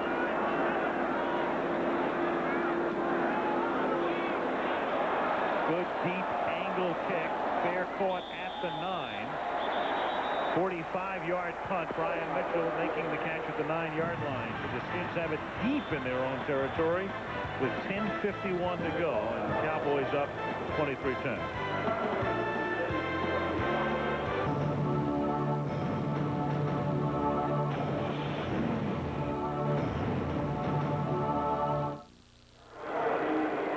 Jordan and the RMCC Celebrity Golf Championship preceding college football Saturday, except on the West Coast where it follows it. And check your local listings. Regional action this week. Texas against Syracuse, Tennessee, Georgia for those of you down south, Oregon, Stanford out west, midsection of the country, Missouri, Illinois, and some of you will see Bowling Green against Ohio State. Double bibby for Mr. Deardorff this weekend. Looking forward to it. From Columbus. Last time I was at Ohio Stadium, I was a senior at Michigan. Miner up to the 15-yard line for a gain of 6. Oh, man. Now, what is that card worth these days, folks? Pre-mustache, about 14 to 15 cents. All right, now, with an autograph on it, about a dime? What do you figure? It's coming down. It'll be off the market. Trading will be suspended by the time you two are done. 2nd and 4 at the 15-yard line. Rippon throws, and that is dropped by Art Monk. Low pass, Brown covering, incomplete. 3rd down coming up. You know, last year the Redskins ended the preseason with a clunker against the Jets. They played terribly. Bounced back the next week and won 45-0 against Detroit. So a lot of people are saying, you know, hey, so what? Preseason means 0, and normally it does, but it was a precursor to the way the Redskins have played tonight. You're right. Joe Gibbs said as much last night. He was really concerned, and I don't think he was just being the worrisome Joe Gibbs that you usually have. He was puzzled by it all. Clark makes the catch up at the 28-yard line. That's enough for a first down. I mean, he's a worry ward anyway. You know, Joe is never going to be a bullion and optimistic and enthusiastic, at least outwardly. But didn't you get the sense that he was real last night? He talked about how it was the best off-season training program they've had since he's been there. Yep. From the 28-yard line, catch is made by Ricky Sanders up at the 40-yard line. First down. Robert Jones makes the tackle. And as we mentioned at the very outset tonight, the NFC East is going to be the toughest of the divisions. Philly wins yesterday. Dallas on their way to a win tonight, but it's plenty of time left. So Washington showing not much in terms of being able to overcome this lead.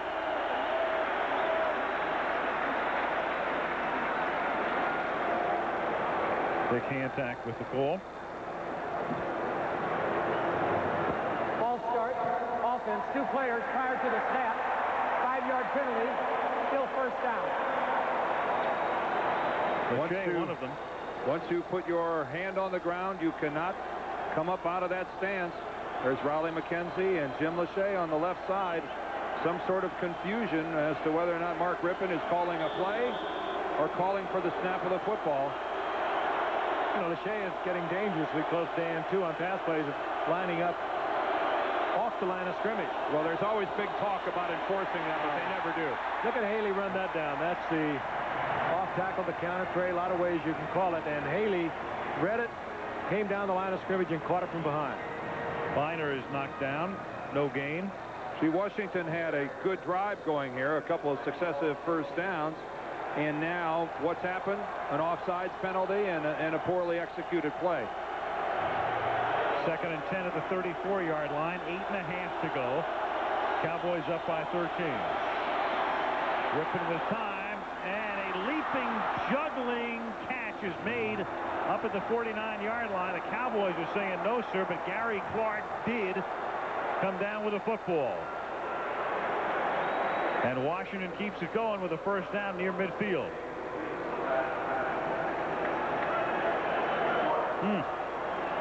Clark keeping. He was actually banged back into the ball, kept his concentration, and came up with it just a little short of the first. And the Irvins will get it. Didn't that ball hit the ground? Very possibly, as Minor picks up 3, but of course, without replay, away we go. Haley, meanwhile, still bothered. Something in the neck and shoulder. Well, he has already become a force here tonight, though, pressuring the passer. Let's look at this again. I guess the ball comes down and actually cradles in the arm of Clark. Rippon throws. It's intercepted, but there's a flag down. James Washington has it. There was no Redskin near it. Ricky Sanders doesn't have his jersey on. I know that. Shoulder pad was torn right out of Ricky Sanders' jersey. I think that's probably going to be the call. That's a pretty good indication. Illegal contact. Defense, number 37, 5-yard penalty, first down. Ricky Sanders gave a little move to the inside and then was going to take it deep, and Washington knew he was going to be beat. And he just reached out and grabbed him. Well, the call stripped him. The call was illegal contact. It was major league contact, though. I have to give James Washington credit for that. He knocked Ricky Sanders completely on his back. And had he not, it might have been 6. At the 42-yard line. First and 10, 7:22 remaining. 13-point Dallas lead. And Rippon airs it out for Sanders and overthrows him by a good 6 or 7 yards. And that's an easy Washington touchdown. Ricky Sanders was 2 to 3 yards past the closest Dallas player. That was almost out of the same area code, wasn't it? He was wide open. All he had to do was lead him to the corner, and you got a quick 6. Well, it's opening night. Nobody's going to win the Super Bowl tonight, but Dallas is sending a pretty good message out. One of the men that's been kind of subtle because he has not gotten to Rippon that much has been the play of Charles Haley. What they didn't do last year, they had 23 sacks, they only had 12 interceptions. He's going to make a major difference in their pass defense. Well, I mentioned the word attitude before. I mean, the attitude tonight has belonged to the Dallas Cowboys. They have out-hustled the Redskins. Second and 10, and Rippon gets hit as he throws. As Leon Lett, who didn't figure to play that much tonight, but is getting an opportunity because of the injuries to the defensive line, the absence of Casillas and Maryland, and very much making his presence felt all night long. Out of Emporia State. Big. 6'6", 287 pounds. And he has been going sideline to sideline tonight. Third and 10. Cowboy offense exhorting the defense. Monk in motion. Here comes Haley with a spin move. Rippon throws, gets it away. Catch is made by Biner, knocked down by Gant. Short of the first down. Oh, this is a critical deal now for the Redskins. They almost have to go for it. Oh, yes. I mean, there's no hesitation. A low Miller field. Donnie Warren coming right into the lineup. With 2 touchdowns giving you the win, a field goal is really not of any importance. You would still need 2 more scores after a field goal, so the Redskins have to get a first down. 4th and 3 at the 35-yard line. Rippon looking over the Cowboy defensive alignment. And after the short count, looking to the right, lofting it for Monk, who turns around, can't make the catch, but draws the flag. Isaac Holt holding him. Isaac Holt is going to draw the flag, but he could have just let him go, and chances are that ball would not have been caught. The coverage was there. Pass interference. Defense, number 30. First down. It's spotted a foul. You're exactly right, Frank. Guy who has consistently drawn the wrath of Jimmy Johnson is Isaac Holt. He's a freewheeler. He's prone to gamble. And that time, the biggest penalty of the game for the Cowboys results in a Washington first down on 4th down. And the ball was there. Holt was just tied up with Art Monk. There's Kevin Smith, the #1 draft pick out of Texas A&M. And a Southwest Conference record. There's Schlereth moving. There's Schlereth moving at right guard, and we'll have another false start on the Redskins. Smith, a #1 draft pick, and not brought in just to push Isaac Holt either. False start. Offense, number 69, prior to the snap. 5-yard penalty. Still first down. This is real. I have never seen the Redskin offense. Here's Schlereth right here. Watch him come rocking back out. I mean, just as Rippon is reaching under center. I mean, I have never seen the Redskin offense this sloppy and unorganized. First and 15 at the 32-yard line. Sanders run out of bounds by Norton. That time, Schlereth doesn't even come up out of his stance. And Rippon's down, but now up. Yeah, and Jimmy Jones just blows through the line. They are having some kind of a miscommunication. Watch this. I mean, it's like we're not even exploding. We're not even getting back off the ball, and Rippon is paying a terrible price. There's Jim Hannafin, the offensive line coach, and it's I don't think it's coaching. It appears to be something between line and quarterback. Here comes Jones on a blitz on 2nd and 11, and the rookie from East Carolina comes flying through to force that issue. That's blocking. That's got nothing to do with the quarterback. That's just not picking up the middle linebacker. Rippon slow getting up again, and nobody even touched Jones coming right up the middle. And Joe Gibbs says, let's regroup. Yep. I want a little time to talk to my quarterback, and I want to regroup. What a nightmare for Jim Hannafin, the line coach. It's a safety blitz and a middle linebacker blitz. You can only pick up one of them. Bostic elects to pick up Horton, but the closest man comes through untouched.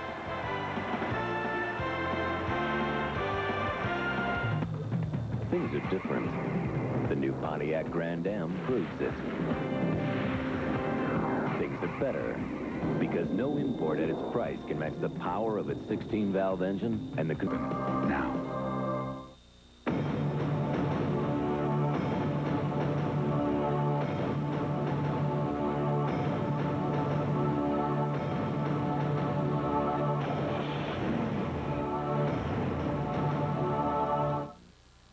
It's a duel between top guns.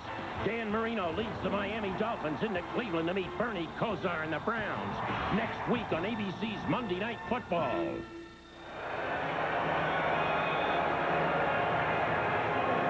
That picture of Joe Gibbs really said it all, calling for a timeout after an incomplete pass. Just to get regrouped, as Dan said. 3rd and 11 at the 28-yard line.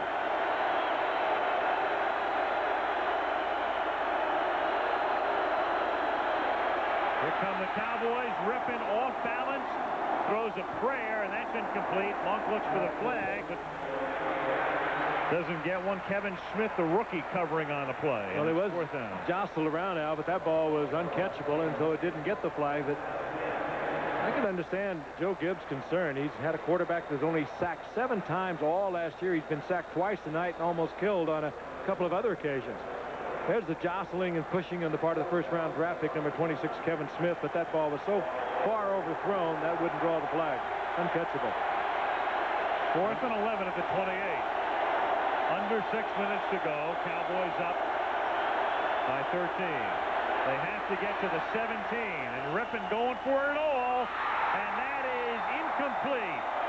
Out of bounds, intended for Gary Clark, and not even close. Ray Horton there to bust it up. He certainly didn't want to intercept it because he would have lost about 8 yards on him. He made the diving attempt for the interception, just not quite aware of where he was, and maybe caught up in the euphoria of what's going on. And the Cowboys are busy trouncing the Redskins. Horton must have knocked the wind out of himself, or even worse, he's still down on the ground. Good coverage. The zone once again pays off big for Dallas.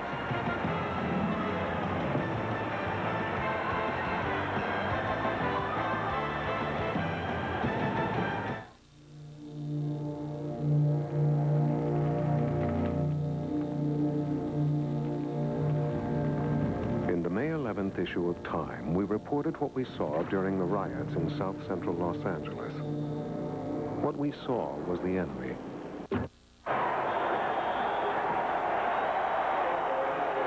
bullpen. The last time he played a game in anger, he was the Super Bowl MVP. Tonight, a long night for him. A beautiful night for the Cowboys defensively.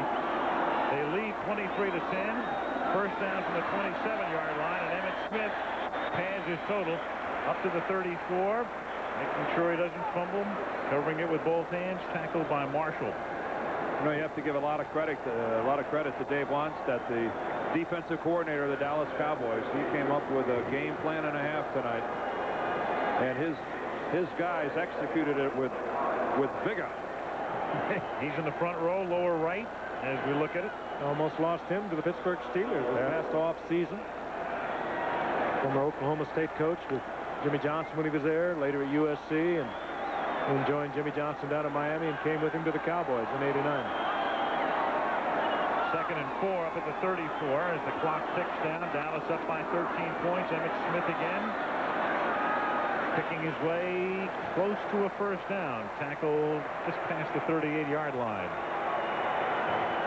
Emmitt Smith and his Cowboys will next play at the Meadowlands against the Giants next Sunday, and Washington goes home to face Atlanta. And there he is, the first man in the history of the league with 4 consecutive games, 100 yards or more rushing against Washington. And Washington is a franchise that's been in existence since 1932. So for the first time in 60 years, it's happened against the Redskins. Tonight, 130 yards for Emmitt Smith. First down at the 38-yard line. And a land of that total, picking up about 4 more. Copeland and others in on the tackle up at the 42-yard line. Well, the question that a lot of people want to know about the Dallas Cowboys, how it will be answered, is it this year or is it next year? They have come a long way in a short period of time, and Jimmy Johnson doesn't answer the question directly. He says if we don't do it this year, we're just not quite experienced enough. He went to work on the defense this year using 2 #1 picks to get Kevin Smith, who probably will become a starter. Robert Jones, the middle linebacker, is a starter. That's where they needed the work. Second and 6, and it's Darryl Johnston making the catch, picking up the first down, staying in bounds at the 46-yard line. You can compensate for youth with coaching, with hustle, with attitude, and with players playing above what other people expect them to do. And Jimmy Johnson, love him or hate him, has a track record that excels in all those areas. All his teams have always done the above. And the work that he's done since he came to Dallas is nothing short of miraculous. First and 10 at the 45-yard line. Aided by the trade of Herschel Walker for beaucoup draft choices that they have turned into good football players. I mentioned earlier there are 8 first-round draft picks on the roster. There's 6 second-round draft picks on the roster, and they also have 8 Plan B players. So they've done a pretty good job in that front office. Skins take a timeout here to conserve some time with 2:31. And also love the Steve Walsh trade as well. They send Walsh over to New Orleans. They get some draft choices in that one. Then they pick up Burline, who's done a beautiful job as the backup. And, you know, it helps clearly to have an owner and a coach so in sync, because, I mean, Johnson has a tremendous amount of latitude here. Hey, Jerry Jones, when he bought the ball club, people really kind of wondered what was going to happen. When he fired Tom Landry and the way he did it unceremoniously, and Landry, a bit of a legend here, legend in pro football. Outwin Tex Schramm and the Gil Brandt and all the legendary people of the Dallas Cowboys, and Jerry Jones then went 1-15 for the season with Jimmy Johnson, and they really came down on him. But they stuck with it, and as Dan mentioned, the Herschel Walker trade was a big plus, and they have really turned this thing around quickly. More than that, they're filling the stadium. And they're not doing it with mirrors. They're doing it with a good football team. Second and 9 at the 44-yard line. Here is Emmitt Smith Smith again. He picks up 3 yards here. He now has 139, and I guess the only mystery is whether he'll be the leading ground gainer in the league after tonight. At the moment, Terry Allen of the Vikings with 140 yesterday, including several in overtime, is the leader. Smith, of course, won the rushing championship last year. Timeout again called by Washington with 2:23 remaining. They call enough timeouts. Dallas will put it in the end zone again. I wonder why Smith is still in there. Again, there is a little short on running backs with the Dallas Cowboys. Curvin Richards with a lacerated kidney. He probably would be available, but nevertheless, they'd like for him not to be in there. But more than that, the score is 23-10. A couple of touchdowns. It could be a Washington Redskin victory. You just don't feel that way about it. Cowboys go to New York, as we say, to face the Giants. Then they come home against Phoenix. Then they have an open date.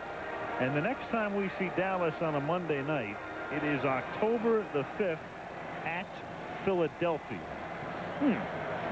Where they won last year. That ought to be a good game. Yes. Oh, yeah. Monday, October 5th. Cowboys at Eagles. The first Eagles game a year ago, didn't they sack Troy Aikman 11 times? 11 times. Which is the number of times Indianapolis got the Bernie Kosar in. Yes. 3rd and 6 at the 41-yard line. Aikman seeking to convert to the 30-yard line, and that should just about wrap it up to Michael Irvin.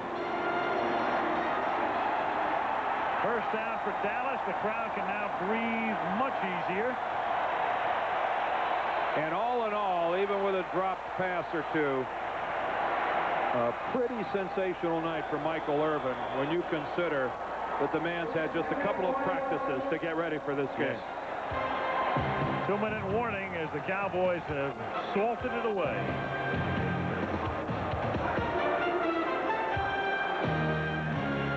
He's waiting about a car length and a half behind Al Jr. Real-life fatal attraction, a murderous affair. The Carolyn Worma story Sunday. Joe Gibbs simply watching a continuation of preseason tonight, except it counts tonight.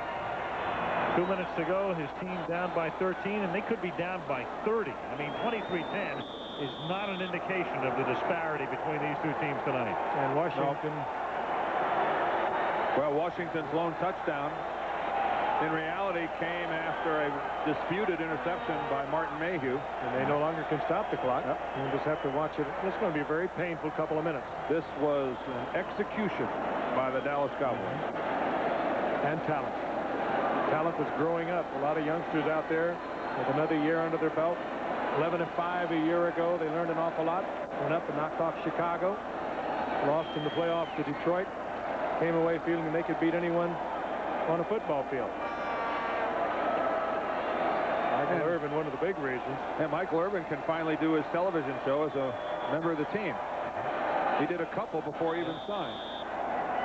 If James Washington in there is the safety valve, and the clock winds down to its conclusion, and we conclude the opener of our 23rd season of Monday Night Football. Good to be back, guys. Ken Wolf, Craig Janoff heading our crew. Good schedule coming up. Yep. Always fun to get it underway.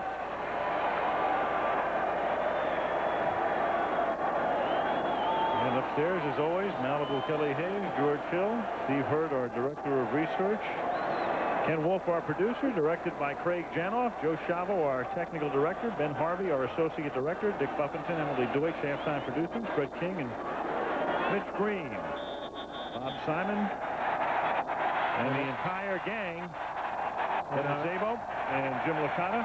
And our golf pro, Billy Edwards, on the sideline. Yes, sir. Off and running in year 23, and the Dallas Cowboys are off and running in the NFC East along with the Philadelphia Eagles as the Cowboys are in command tonight and win it by a score of 23-10.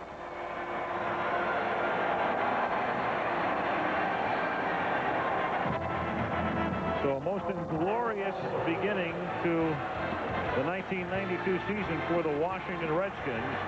As the Cowboys prevail, we'll see you next week from Cleveland. It's the Browns and the Dolphins. Till then, Al Michaels, Frank Gifford, Dan Deerdorf. Good night from Irving, Texas.